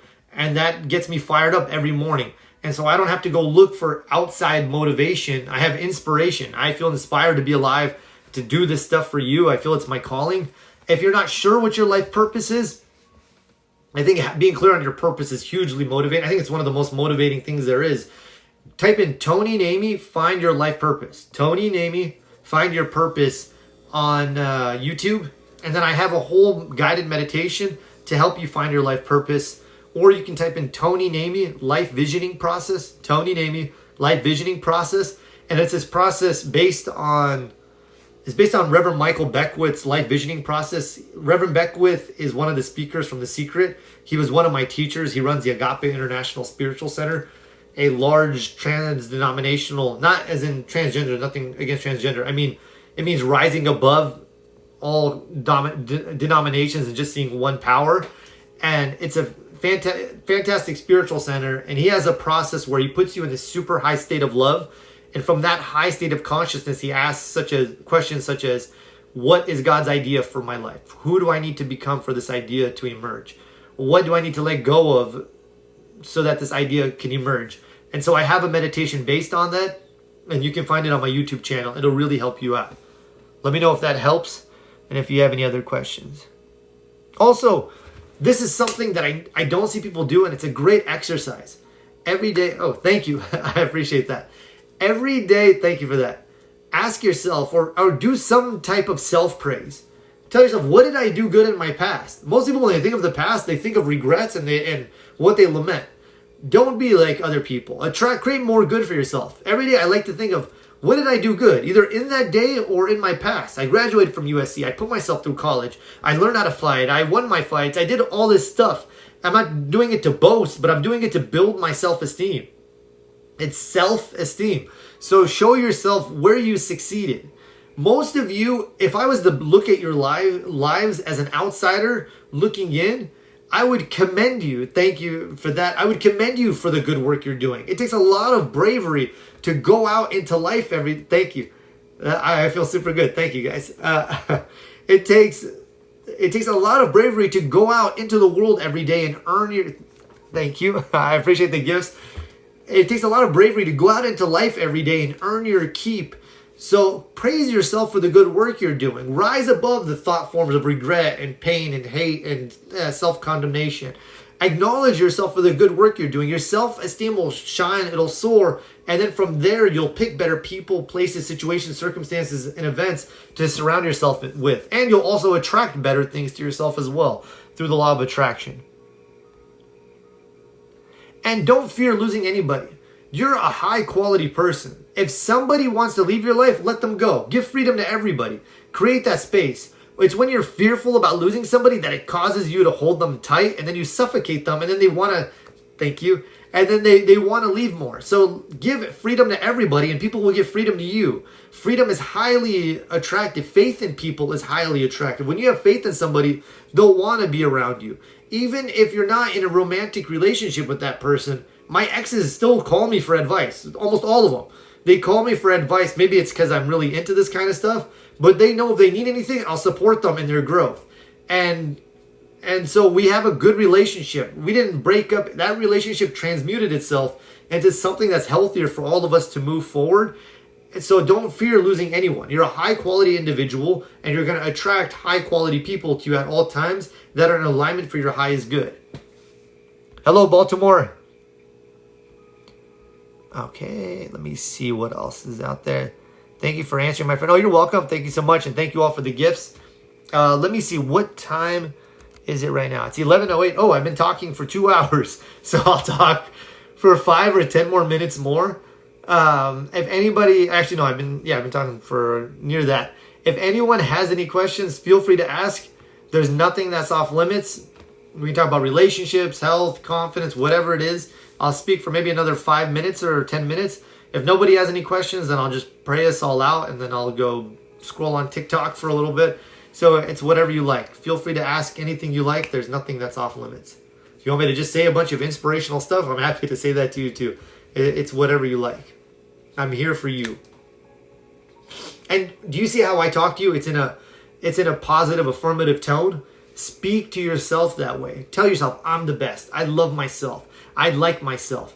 Get clear on your life purpose. Try out those meditate. By the way, in my if you go to my YouTube channel and click playlists, there's a section that says guided meditations and hypnosis.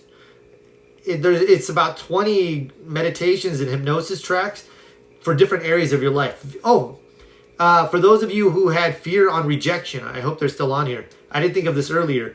There is a great meditation track called Overcome the Fear of Public Speaking. But it'll put all these positive ideas into your head about communicating effectively. That's a great meditation for you to use. I made it for a friend of mine who had trouble doing public speaking, and he actually ended up going and doing stand-up comedy after that, and he did really well. So I have that. I have Get Sober Now for those of you who have addiction problems. I have one for getting sober, one for stopping smoking, one for getting in the best shape of your life. I mean, I cover the whole range of topics, and I have that, and then I also have a number of feel-good affirmations. By the way, a great process for you if you want to stay in a positive state throughout the day. What I have is I have the YouTube app on my phone, and then I created a list called Daily Affirmations. And it's just a series of affirmations I let play in the background as I go throughout my day every day. And it's just me being bombarded with positive ideas about how I'm great, how I'm healthy, how I'm happy. And then I'll hear it and I'll be like, oh, hey, I am good, I am great, I am blessed. So it's a positive way to continuously get new ideas impressed on your subconscious. Can you give advice on how to forgive yourself after cheating happened once in a relationship? Yeah, realize first, if you can make amends with that person, do so. If you can't, then forgive yourself and send love and light to that person if you can so they can move on. And then second, ask yourself, where did I need to be more honest in that relationship so that I won't make the same mistake in the future? More than likely, there was something that needed to be addressed beforehand, before the cheating took place, so you won't, so that you won't make that type of mistake in the future. So get honest with yourself. What did I need to say or speak up about so that I didn't have to do such an extreme thing to get out of that relationship? So get clear on that. And then second, realize that you feeling bad about the past, feeling guilty about it, isn't going to change your future or make it brighter. Use it as food for growth. Ask yourself, what lessons do I need to learn from that relationship so that I'll be a better wife or spouse or whatever it is? And then third, forgive yourself. Tell yourself, I forgive myself now for the past. I made a mistake. That mistake is in the past. And don't beat yourself up anymore. Show yourself. At night, I would show myself handling the relationship the way I would have liked it to go. So at a certain point when things were going south, I would visualize myself having broken it off. The reason being is it'll show your subconscious, this is what I should have done, so you know what to do in the future, and also it'll heal things on a subconscious level for you. And then just start to mentally affirm every time that comes up, the pain from that old relationship. Tell yourself, I forgive myself, for the past. I forgive that person. I am forgiven by that person. I am free and they are free. It is a marvelous feeling. So I forgive that person. I am forgiven by that person. I am free and they are free. It's a marvelous feeling. So that way you set yourself free and you set that person free, and it's done. So let me know if that helps you, if you want me to go more in depth into it. Do I believe in Jesus? Absolutely. So it's interesting. I was raised Catholic, and then when I got older, Catholicism did not vibe with me at all. So I left and I started studying spirituality, and then I started studying people like Neville Goddard, for instance. And then I had a way better understanding of Christianity after I left the Catholic faith. So it's ironic how that worked out. So Jesus is one of the greatest metaphysicians of all time. So a great book, if you want to combine, or not combine, but bridge the gap between metaphysics and Christianity, there's books such as Neville Goddard's books, or Joseph Murphy. He does a great job. He was a reverend, and he does he does a great job of connecting the two. When I meditate, how do I know if I have healed the blockages I don't know of? Well, yeah, that's kind of a confusing question. When I meditate, how do I know if I have healed the blockages I don't know of? An easy way to know if there's any blockages is what's showing up in your life now in that area. If you think something about it and it feels right, like something of success, like, oh, I'm successful with finances, and it feels good to say that, and you're getting the evidence of it, then you'll know that there's no subconscious block. If what keeps showing up in your life is something contrary, then you'll know that there's still some negative subconscious idea. And even if you don't know what it is, just start affirming the positive. Show yourself an image of you succeeding, see it, feel it, affirm it, and then that new idea will start to express, and that old idea will start to dissolve. It occurred with an ex who was extremely manipulative and toxic in my life. I have terrible guilt. First, he wasn't doing his part as a man, so don't feel bad. I'll give you an example. One day I met this woman. I met her at a Barnes and Noble, right? So I saw her walking out. I was about to walk in to the Starbucks next door, and she's really beautiful. I said, whoa, hold it. I said, you're very beautiful. I said, hi, I'm Tony. And she had a book in her hand. And we started talking. She's like, I have a boy. She's like, I'll have you know I have a boyfriend. I said, okay, cool. I respect that. We'll talk for 1 second. I'll leave. I'm going to meet my friends for coffee. I said, what book are you reading? And she told me, she's like, oh, I got it for myself. It's a birthday present. I said, hey, happy birthday. And we start talking about the book. And I said, what are you and your boyfriend going to do? And I see her get really sad. She's like, well, he went to a club with his friends tonight. And I was like, hold up, back up a sec. I said, it's your birthday. I said, and she said he didn't even get her a gift. So she went and got her own gift. Her boyfriend went to a club and was out with his friends, getting drunk, meeting other women. So I said, look, I'm just going to be clear. I said, that relationship is done. Relationship is beginning right now. And I took her, we went inside, we ended up having a coffee, hit it off. I told her, like, you're leaving your boyfriend. She did. And her boyfriend was really abusive, not just mentally, but he used to physically abuse her. He would beat her up, all kinds of stuff. And so she told him, I'm leaving you. I met somebody else. Like, we're done. And he got super upset. He said, like, I'm going to kill you. I'm going to do this. And I told her, I said, tell him, give him my number and tell him if he has an issue, he can call me and we can talk like men. I can address it as a man with him. And he disappeared like that. Like, he never called her again. He left it alone. He was a coward. So when guys are acting manipulative and doing all these things, they're not doing their job as men. They're causing you... Obviously, you have to take responsibility for yourself, but also he needs to take some responsibility for his own actions and the way he's been showing up in the relationship as well. So forgive yourself, release it. I would do two things. One, I would visualize myself bathed in light, releasing any feelings of guilt, of negativity, whatever it is from my body. And I would actually go do something such as Kundalini yoga or yoga. Thank you, Mandy Cat. Mandy, do the overcome the fear of public speaking meditation. It was you I was thinking of. So I'm glad you're still on. Do that to overcome any rejection that you might be worrying about. Do that meditation. And then going back to Jessica, forgive yourself. Do some Kundalini. Do something like that to forgive yourself, to release any pent-up repressed energy. I love Kundalini yoga for that purpose. You'll feel super clean. You'll feel really good. And let all this be a new start to greater relationships and greater good. Okay, cool. Thank you. I definitely will try that. Awesome. Okay, cool. I'm glad I was able to be of service then today. Okay. And then let me see. Does anybody else have any questions for me or any? By the way, if you don't currently follow me, please do. Hey, Daddy. Hey. Hey, King North Star. What up? If you have any questions, feel free to ask and be sure to follow me. I post 1 to 3 videos a day about this kind of stuff. It's helpful. It'll uplift your life. I study all these teachers that most people have never heard of, and then I take the meat and potatoes, so to speak, from their teachings and give them to you so that you can best apply them in your life. So I want to see, does anyone else have any other questions? We've been talking, for those of you who just tuned in, about the law of attraction, relationships, being confident. I mean, we've covered a number of things, life after death, and there's nothing that's off limits. And if there's no questions, then I think I will conclude the live for tonight. Thanks. You are awesome. Oh, as are you. I appreciate you all being here with me.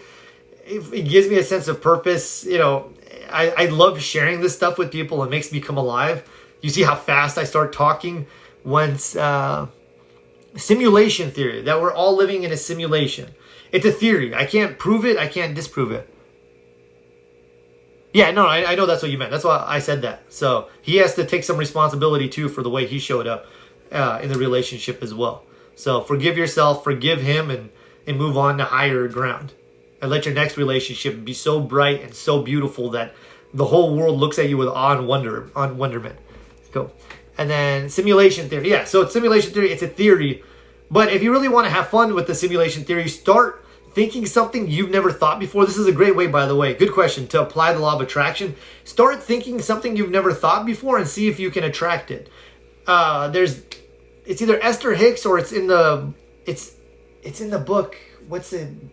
It's in a book by Richard Bach. He gives an exercise where he says, see if you can manifest a blue feather. And so I want you to close your eyes every day, see and feel a blue feather, and see how long it takes you before a blue feather shows up somewhere in your reality. And then life starts to get interesting when you start doing experiments like that. So you can start thinking something totally different than what your current reality and watch things shift. It reminds me of one time I needed to manifest some money fast. So I just started walking around telling myself, I'm rich, I'm rich, I'm rich, I'm rich, I'm rich, I'm rich, I'm rich, I'm rich, I'm rich, I'm rich, I'm rich, just over and over, just beating this idea that I'm rich into my head. Ding, ding, ding, ding, ding, you know. So I'm saying this over and over and over again for an hour or two or however long. And my friend calls me. He said, hey, Tony, I have these two girls who want personal training sessions. Or excuse me, this girl who wants personal training. Can you train her tonight? I said, I don't know. I didn't personal train anybody at the time. I said, I don't know anything. I mean, I was in super great shape and I had gotten my friends into shape to fight other people, but I wasn't doing any type of actual, PTs to help people just get into general shape. And he's like, I know you can do it. You're super overqualified for it. I think it really helped them out. So I said, okay. So I said, I'll help that girl. So I go to the gym that day that I used to manage. And when I arrive at the gym, this woman asked me, she said, I was talking to her. She said, Tony, do you do personal training? I said, yeah, actually I do. Because I had that client that night. And she said, what are your rates? And I told her, and she's like, here, she paid for a month in advance. And then that girl brought a couple of her friends and they brought some friends. And it was as if that whole day my business was built in one day. All from that idea, I'm rich, I'm rich, I'm rich, I'm rich, that I was just pounding into my head. So start to affirm something as you walk around and just try it and watch what shows up in your life. It can really work miracles when you understand this process. Now, I see a bunch of questions came in, so let's answer them. Oh, yeah, I'm glad you're here too. Thank you for being here. It touches me. Okay. I feel bad because my last ex was so good to me and didn't deserve it. We had a 7-year friendship and 3 relationships. I'm confused. I thought your ex was toxic and manipulative. So let me know, because now I'm a little confused. So, oh snap. I'm doing the blue feather. Oh, okay, cool. It's in the book. Let me see if I can pull it up right now. Don't go anywhere, anybody. I'll pull it up. It's by Richard Bach. So, and it's a very good book. For the person who asked me about Jesus, it's a very good book. Richard Bach books. Okay, I'll tell you right now. He wrote Jonathan Living. Oh yeah, it's Illusions is the name of the book. So it's Illusions by Richard Bach. You can probably find it online for free.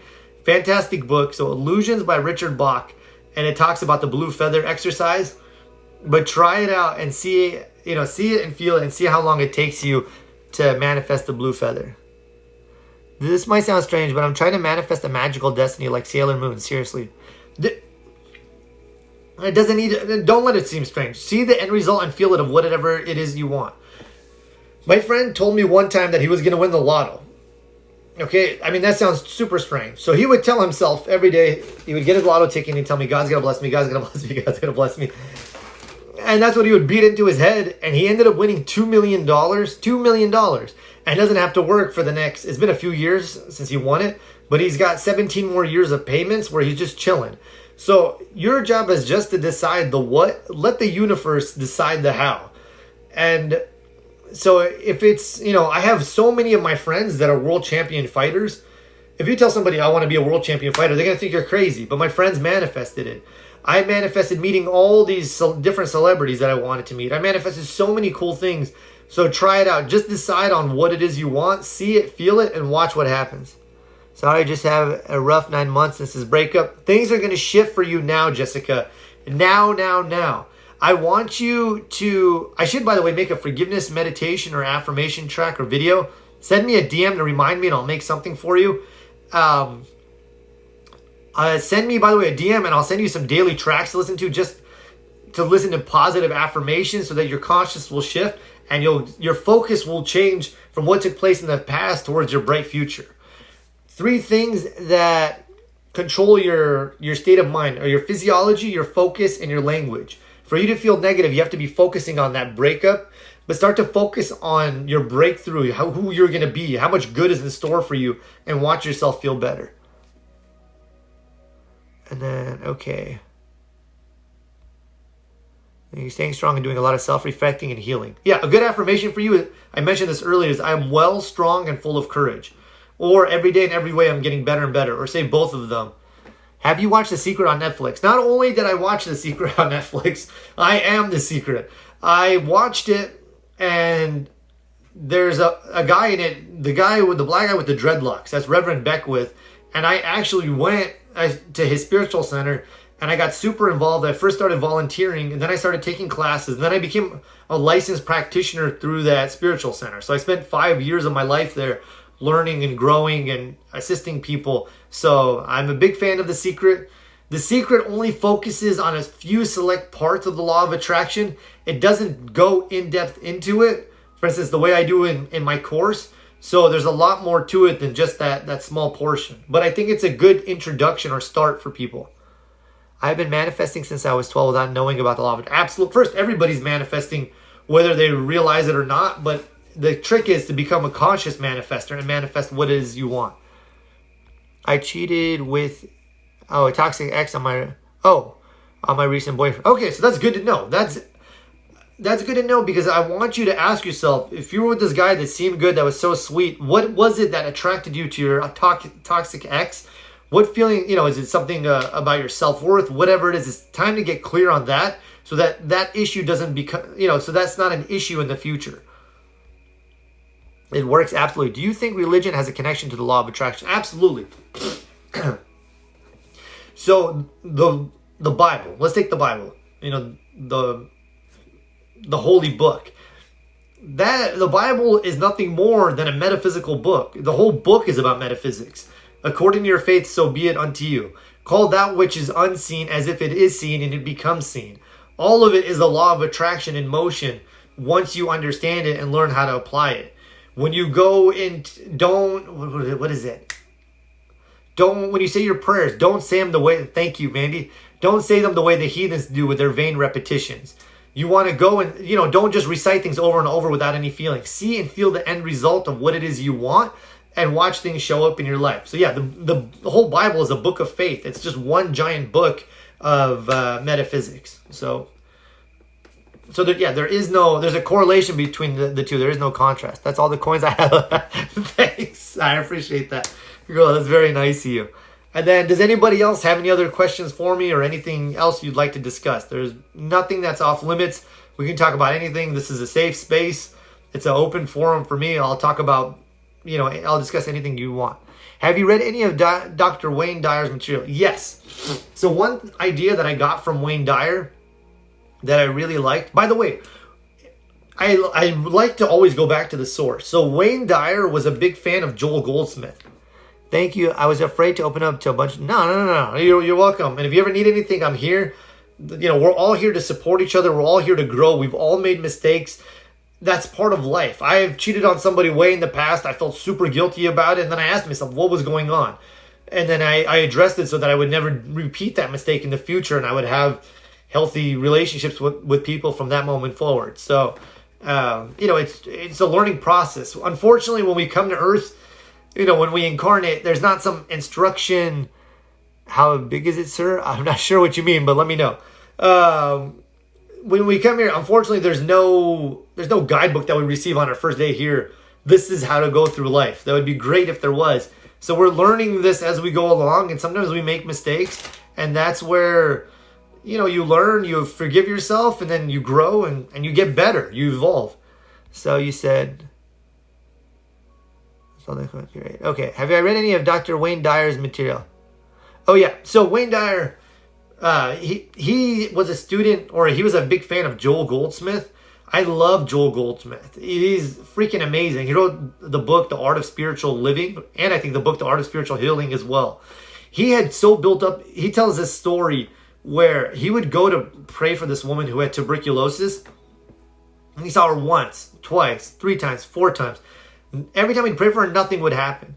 She wouldn't get well, but he kept seeing her, and he kept building up in his consciousness that there is no tuberculosis. There's only God. There's only the spirit of perfection flowing within this woman.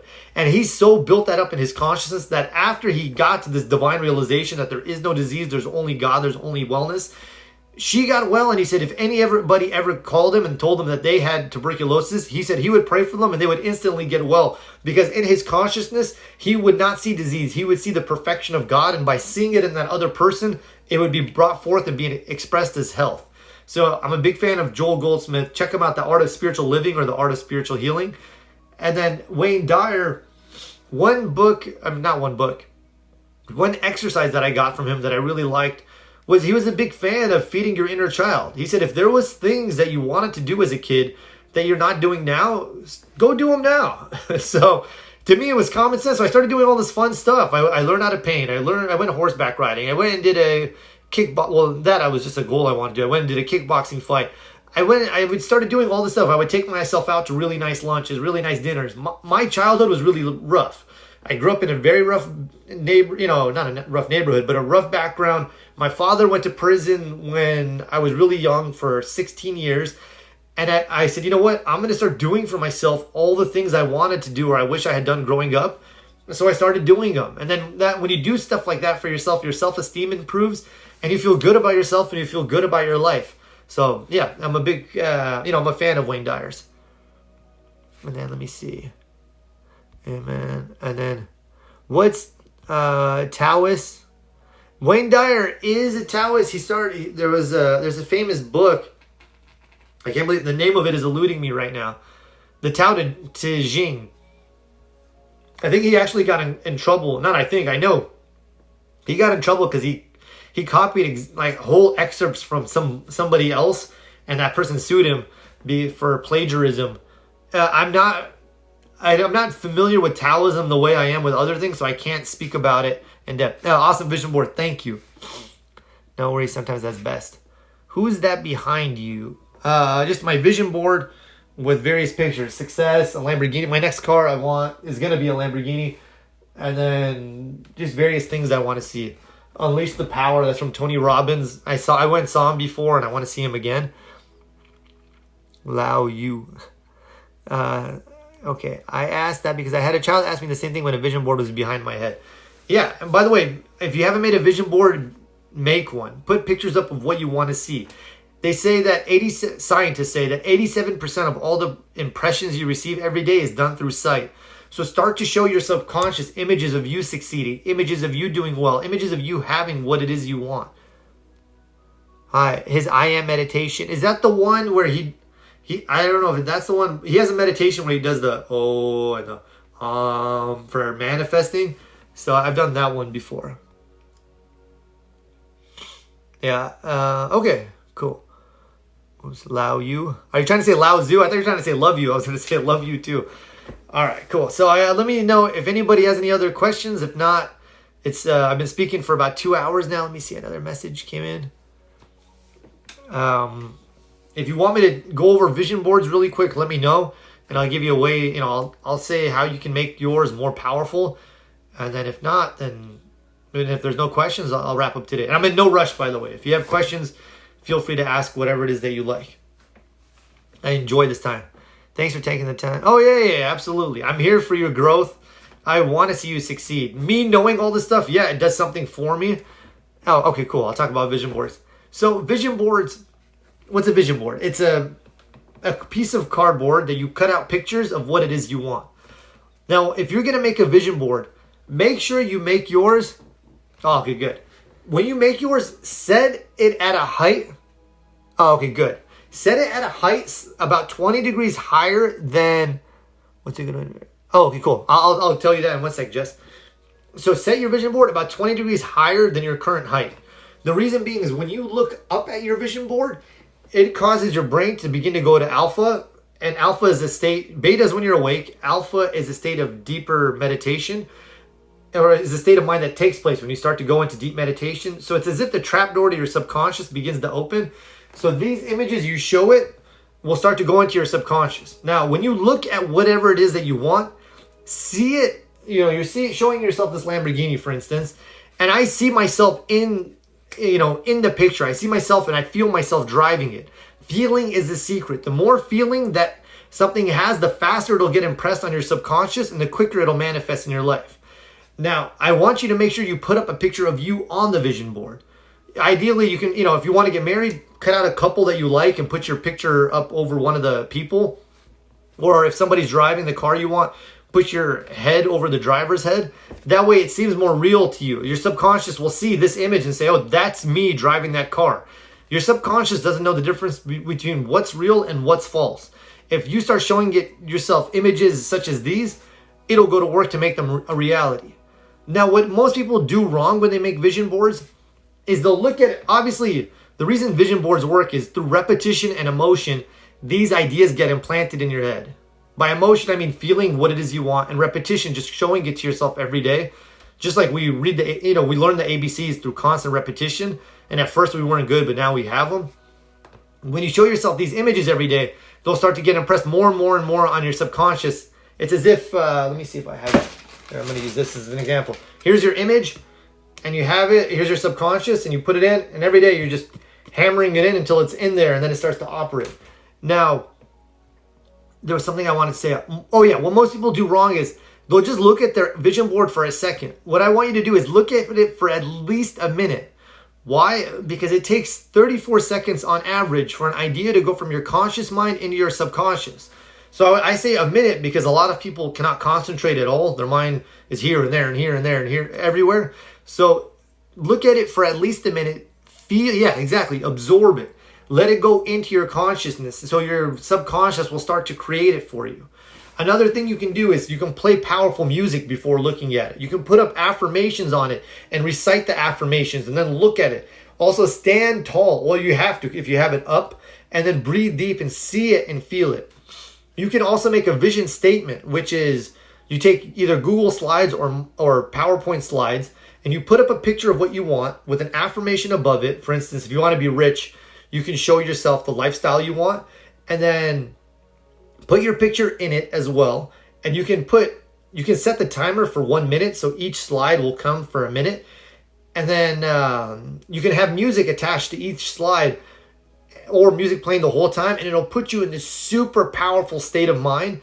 You'll feel great while looking at your board. And what's going to happen is the amplitude or the wavelength of what you're putting out is going to be so strong that you have to attract what matches up with it.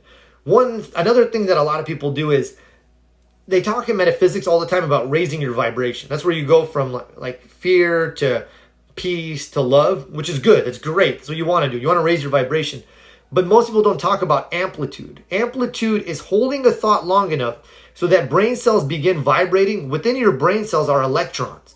And when those electrons start to vibrate, they go out and land on people.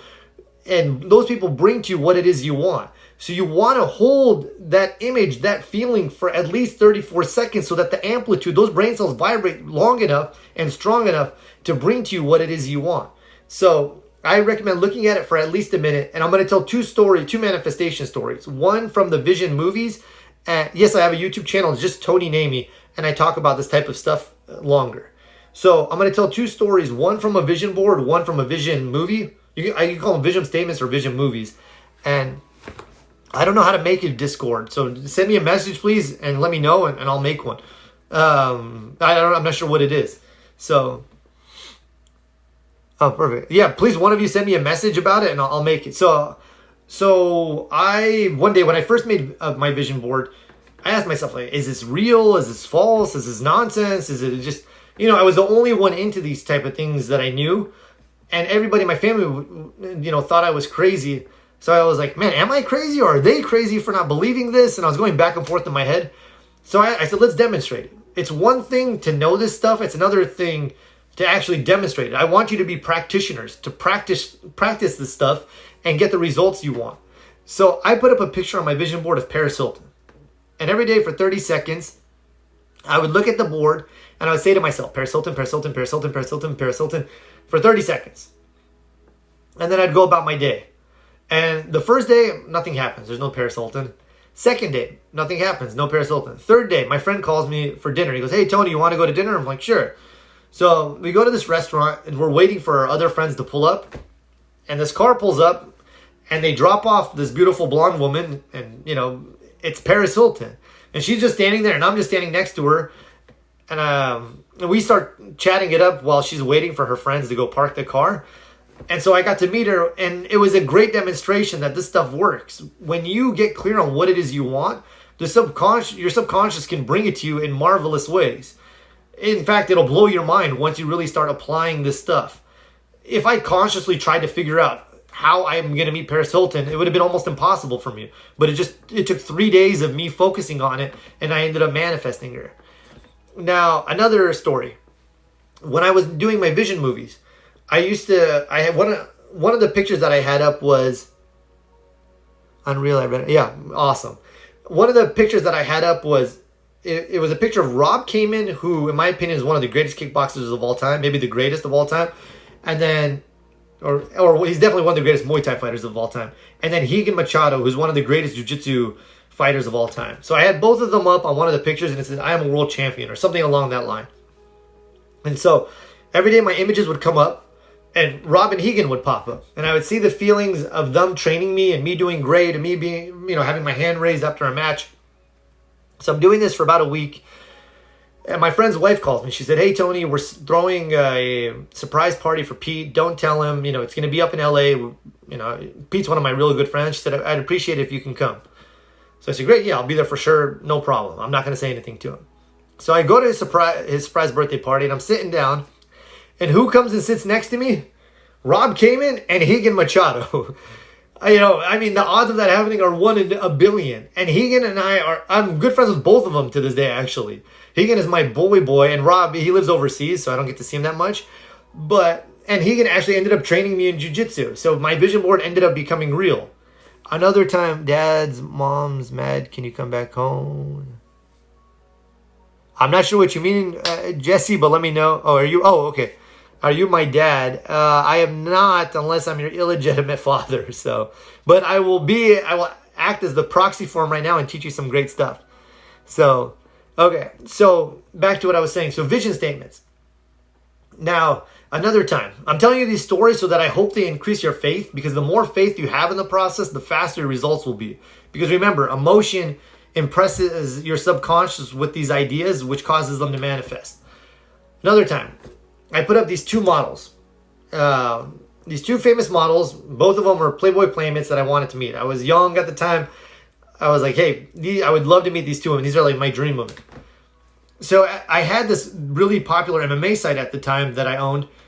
And I used to have a model of the week where I'd put up different models. So one day I get a call from this guy. "Hello, is this Tony?" And I'm like, "Yes." And he's got like a real deep voice. He's like, "Hey, Tony, this is Star." And I'm like, "Okay, hi, Star." I've never met anybody named Star before.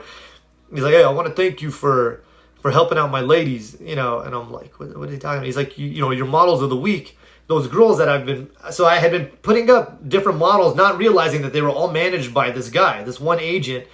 And he said, "You've been getting them a ton of publicity." And I was like, "Oh, great. Well, I'm glad to help out." Like, "No problem. You're welcome." Like, I'm thinking that's the end of it. He's just calling to say thanks. And he's like, "I want to invite you. I'm going to be at a club this weekend." And he said, "I'm going to have these 2 models with me. I don't know if you know who they are." And it was the 2 models from my vision statement. So you can attract to yourself, stories, things, people that will absolutely blow your mind when you start applying this stuff. In fact, it's beyond human comprehension. That infinite intelligence is so much more powerful than your limited finite mind that it'll totally transform things for you. So try it out. Either make a vision statement, and I have, by the way, my videos. I call them vision movies or vision statements. Make one of those, or make a vision board and watch things accelerate and skyrocket for you. By the way, if your vision boards aren't taking off, the reason being is, let's say you're visualizing what it is you want for that 2 or 3 minutes a day. The reason they're not taking off is because the other 90% of your time, you're focused on lack and negativity and what's not working. So you're setting up a counter vibration to what you just put forth a moment ago. If you're at a restaurant, imagine you're at a really nice restaurant and you order something from the menu, do you become fearful that the chef's not going to bring it? Of course not. You get excited about it. You know it's going to show up. Excuse me. You know it's going to be fantastic. It's going to taste great. Your mouth starts watering in anticipation of it. So show that same type of courtesy to the divine, the infinite intelligence within you. It's more powerful than any chef. It can bring you things that will blow your mind, that'll absolutely astound you. So just get clear on what it is you want. Feel the feelings of the end result for at least a minute. And then during the rest of your day, don't go into negativity. Don't go into lack. Don't talk about how bad things are. Tell yourself, "I'm the richest person in the world. I'm blessed beyond measure. My life is great. I'm more fortunate than anybody that's ever lived." Affirm the positive to yourself and watch things show up for you that'll astound you. Your friends will talk about how lucky you are, But it's not luck. It's you putting forth the energy of what it is you want and attracting according to your vibration. Okay, so when did you make it? I made this a few months ago. I had on the other side some women in it, and then I started dating this woman, and she said, if you don't take down your vision board, I'm going to kill you. The women in it, so I took that down.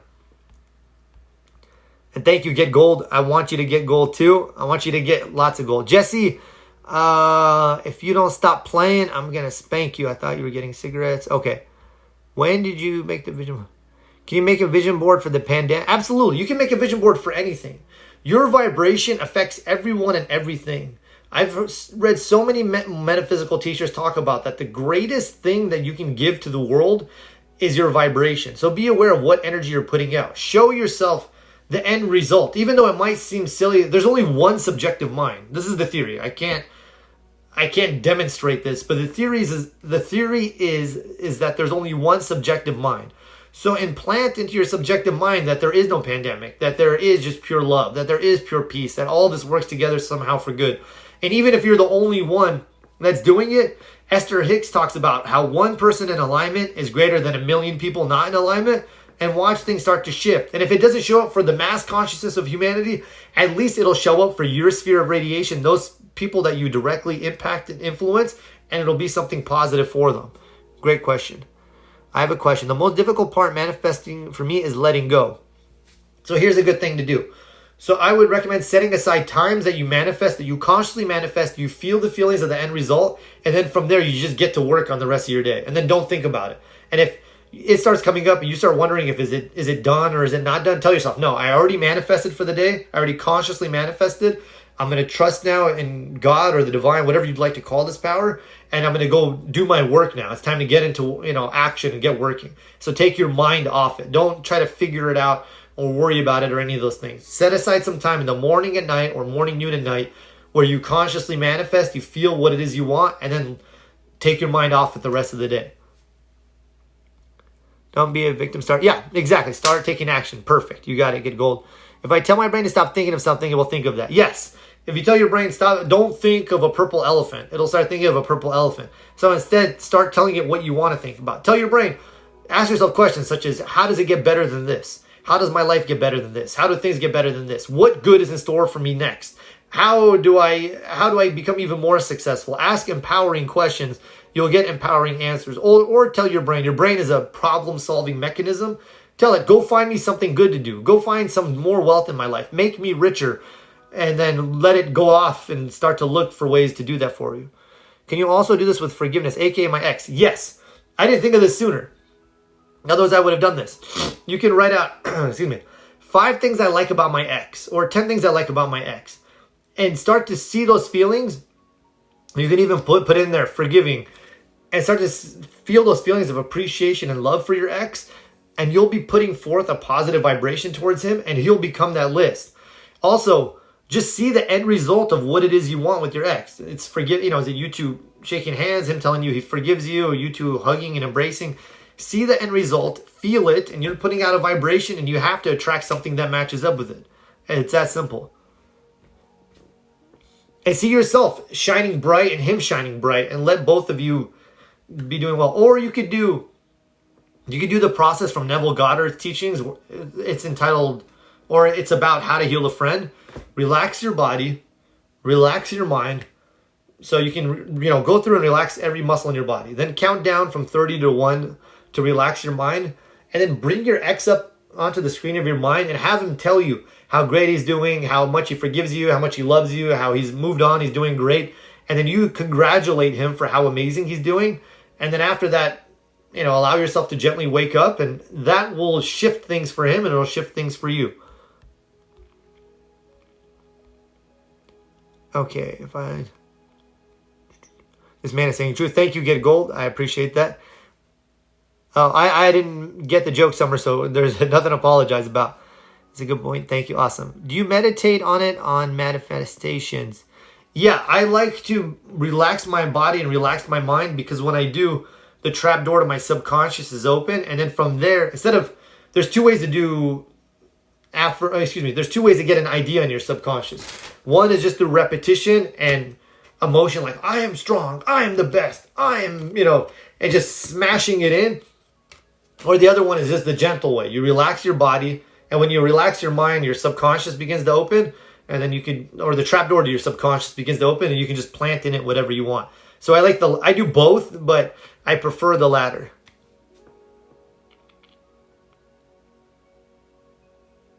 Oh, that's awesome, King. I think that's great. But you know that Geico can save you 15% or more on car insurance? I got the best insurance. Geico needs to save me more if they're going to catch up with me. What are your favorite type of meditations? My favorite type of meditations are from the book, The Silva Method. I highly recommend getting that book, The Silva Method by Jose Silva. Or if you go on my YouTube channel, type in Tony Namey and then click playlists, you'll see all these meditations. I have gratitude meditations to start your day. I have daily prayer blessings if you want a blessing every morning that you can listen to. Affirmations for the start of your day. The Oath of Manifestation. I mean, a ton of great stuff for you all. Thank you. Oh, you're welcome. Your goals are your personal problem. Find solutions for them step by step. Absolutely. And show yourself for your goals the end result of what it is you want and feel it every day as if it's taking place. That way, it becomes real for you. Your subconscious will know this is me now. Those people who fail in achieving their goals, it's because they haven't impressed them on their subconscious. They're trying to use will when the images that they have in their subconscious are contrary to what it is they're trying to force themselves to do. So don't worry about willpower. Imagination is stronger than willpower. So imagine what it is you want, feel the end result, and let your subconscious get to work. Your subconscious, 90% of what you do is subconscious. You go to work the same way every day. You put your pants on the same way every day. You make the same meals, all the time. So make your subconscious work for you. Show it what it is you want. There's essentially almost no limit to what it can do, and let it get to work. Oh, you said... where did you say? Okay, your chakras must be fired up, brother. Keep up the good work. Oh yeah, no, it's all good. Nothing but love here. We're good, Jesse. Much love to you, and thank you. I appreciate that. Okay, do you think certain drugs facilitate or inhibit manifestation? I can't talk about this stuff because I'm answering your question, Flora Stefina. I'll say yes. I did DMT before, and it had a hugely powerful effect on me. However, the last time I spoke about it on my live, TikTok banned me, so I can't go in depth into it. We had a great discussion last time about it, but I can't talk about that stuff. For whatever reason, it bans me for 10 minutes if I do. So otherwise, I'd love to go in depth into that with you. I try money manifestations, and I do money rituals and baths. I almost speak it into existence. I agree. I think you should do stuff like that. You want money to be your friend. Money is energy. Money is energy. Within a dollar bill is electrons. Within those electrons, there's a consciousness that's causing them all to vibrate. So tap into that. Tell yourself, money's attracted to me. Money wants to be my friend. I'm the richest man in the world. I am blessed beyond measure, and so on. I had one of my friends, I haven't been doing it now because everything's so cashless, but my friend and I used to always carry around at least $600 at all times. That way, every time you put your hand in your pocket, you get into that vibration of wealth. I also always have at least like $500 cash on me at all times just for that. I have it right here actually. Okay. You said, well, yeah, of course. Well, don't even worry about right now. Just focus on the end result, Jessica. Focus on the end result. See it and feel it and let things shift. Do the 2 processes that I outlined for you and watch all the processes, including the yoga and all that stuff, and watch things shift. Your luck can never run out, Jesse. You have infinite luck. It's like saying the infinite power of God is going to run out. There's no such thing. You're blessed beyond measure. You're lucky at all times. You're always in the right place at the right time doing the right thing. Your luck is infinite. And so, yeah, it's boundless. It can never run out. Okay. Any tips on being positive and not worrying about it ever ending? Oh yeah, I think I just said that. So let me know. And I would show myself, Jesse, about your luck. Just show yourself images of you succeeding, of you winning, of things turning out in your favor, in everybody's favor. And that'll impress it on your subconscious, and you'll attract more and more favorable situations to yourself. All of you watching this, I want you to show yourself images every day of you winning, of you succeeding, of you being prosperous. Get into the flow. Make that your natural state of being. You want to be optimistic. You want to be healthy. You want to feel good. So make that your default state. Most people, that's why I have so much energy all the time. Most people, their default state of being is one of negativity, of lack, of not enoughness, not you. Focus on the good, focus on what works, focus on your health, see yourself feeling and having what it is you want, and watch things shift. Tony Robbins talks about how if 1 is like death and 10 is like exuberance, most people have their life, they live their whole lives like in a scale of like 3 to 6. He said you should constantly put yourself in states of 10, like where you just feel total joy, total peace, total harmony, so that when you're not consciously putting yourself in those states, you tend to live from like an 8 or a 9, which is still super amazing. Just make it a conscious effort to do that. Use your body, use your mind, use your voice, say affirmations, and that way your state will raise. Awesome. Okay, I'm glad you're helpful. I'm glad you're hopeful. Let me see. I see a bunch of questions came in, so I'm just making sure I answer everything. So, Paul, you said you really want to connect with your grandmother who recently passed. Will anxiety meds mess with the dream technique? No, the trick to that dream technique that I outlined for those of you who want to connect with a loved one, the main secret to the technique is relaxation. The more relaxed you are when you do that process, the more your subconscious will be open and receptive to the positive ideas that you give it. Cool. And then, make sure to have a pen and paper nearby to write out what happens when you wake up. Okay. I'm not sure what you want me to say to that, Anna, but let me know. So trippy. Okay, cool. Yeah, you can always connect. That's a connection that will definitely be there, Paul.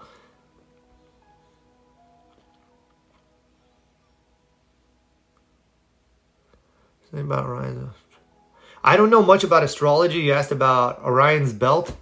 So I don't know about. Some people are super into astrology. For me, I believe I'm a conscious manifester. I want you all to be conscious manifestors too. Focus on what it is you want, see it and feel it, and attract yourself that way. It doesn't matter where Orion is or isn't. It doesn't matter who is or isn't president. An affirmation or a belief that I have is everything is working out for my good. So use that affirmation. Tell yourself everything is working out for my good, or together for my good. And then imagine what it is you want, see it and feel it, and life will be lived inside out for you. When coronavirus first hit, I told my coworkers, I said, I'm going to have my best month ever. We didn't know what, everybody was new. Nobody knew what coronavirus was yet. And everyone laughed. And I said, no, I will. And sure enough, I ended up having an amazing month because I put forth that intention and I backed it by my faith and my action. And I ended up having a fantastic month in sales. And you could too. Okay, cool. Yeah, Paul, just try the process. Trust the process. And she's on the other side, which is of a higher vibration. Paul asked if his grandma's okay. She's on the other side, which is of a much higher vibration than this. And so she's doing much better than she was on this side. Okay, cool. Juicy J, I see it. I want it. I got it. Awesome. Okay, cool. That's glad to hear, Jesse. Okay, so I've been talking for about more than 2 hours, 2.5 hours. So I'm going to conclude this session so I can go relax. Otherwise, I'll be wired for the rest of the night. Before I go, is there any other questions or anything pertinent or important that you have? If not, I can either pray us out or we can just conclude the session and we can all go on our day, whichever one you like. So if you want prayer, I'll do that. If you don't, we can all just fly away. And thank you, everybody. Thank you for the gifts. Thank you for listening. Be sure, if you don't follow me, please follow me. I post 1 to 3 videos a day of this type of content. Check out, this is my plug. Check out my e-course. I'll definitely say a prayer then. It's 8 hours in length and it's only $12.99 right now. So the price will go up for sure. It's just, I just put it up and I want to get a lot of sales and I want to help a lot of people. I put everything I know into it. This is 2.5 hours. Imagine another 5.5 hours with me. It'll teach you the A to Z's of metaphysics. So there's a link in my bio in case you want it. Now I'm going to pray us all out. So let me get comfortable. So everybody, go ahead and just close your eyes now. So everybody close your eyes. And let's all just take an easy, gentle breath.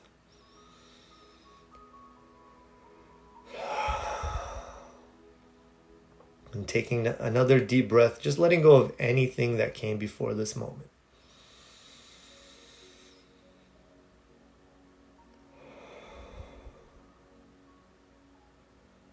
And take one more deep cleansing breath, breathing in the breath of God now.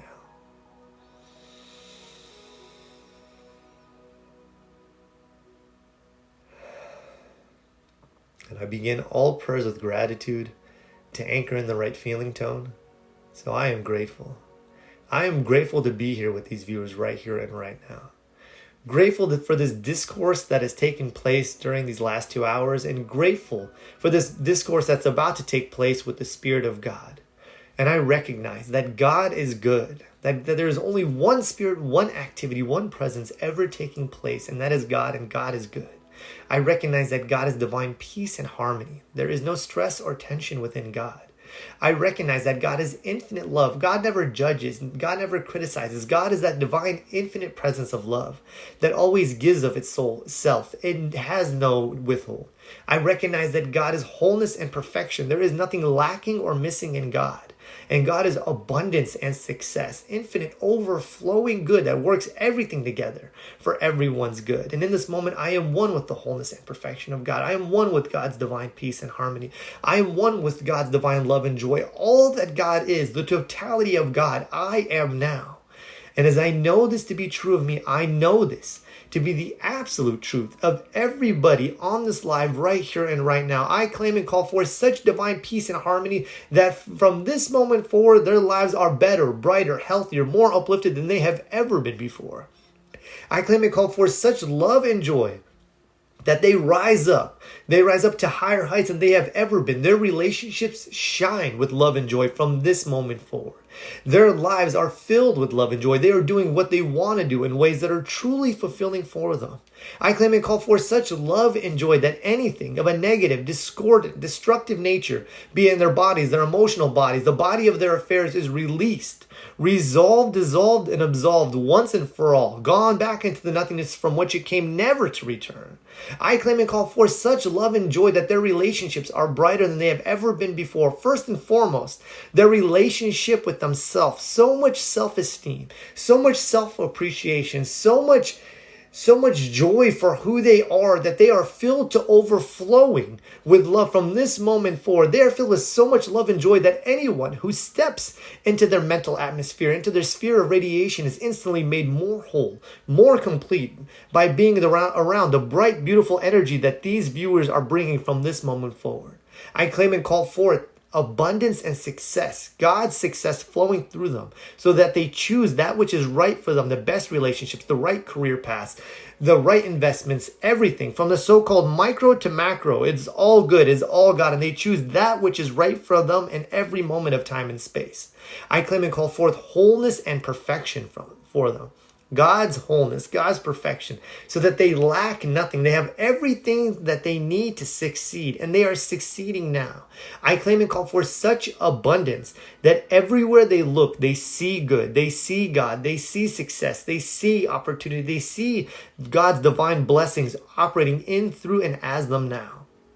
So I give thanks that as they go forward better than they have ever been before, healthier, more complete, more perfect in expression, more healthy and alive than they have ever been. I give thanks that as they go forward alive and in tune with God's good. They are God guided and God directed to that which is best and highest for them. I give thanks that as they go forward with the new spring in their steps, so to speak, the divine love and joy of God flowing through them in their days.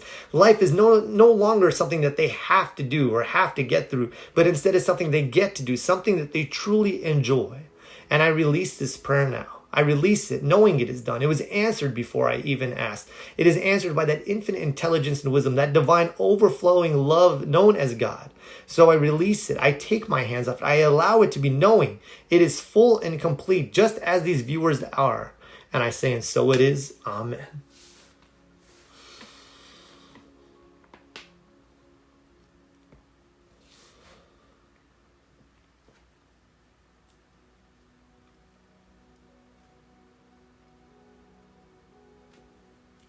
You are welcome. So go rest now in this positive energy. We've shifted things on your behalf, so expect good things to occur. Oh, awesome. I'm glad you were here too. Oh, okay, good. I sometimes feel weird when I pray at the end, not because I know good things are going to happen, but sometimes I'm like, what if they don't believe in prayer or it's weird to them? And I pray differently than other people. God is good all the time. Amen. So I'm glad you're here. I'm glad you allowed me to express my nature and stay in the positive expectation of the prayer. We've shifted things. There's that saying from the Bible, where two or more are gathered in my name, there I am amongst them. So we have 16 people in a spirit of harmony and unity in the name of God, focused on good. So watch what shows up in your life in the next, tomorrow, the next coming hours, the next few days. It's going to be good. And feel free to send me, a good note. If something good happens, let me know. I love hearing this stuff. I love seeing demonstrations. And when you get the blue feather, when it happens for you, write down your demonstrations. Write down what you manifest. You want to keep track of it so that you start to build up your faith and so that your manifestations will take place faster as a result of that. So I will be back on tomorrow night, 9:30 California time, around 9:30 California time. And feel free to check back in. And it's been an honor and a pleasure talking to you all. And peace and blessings. I will talk to you soon.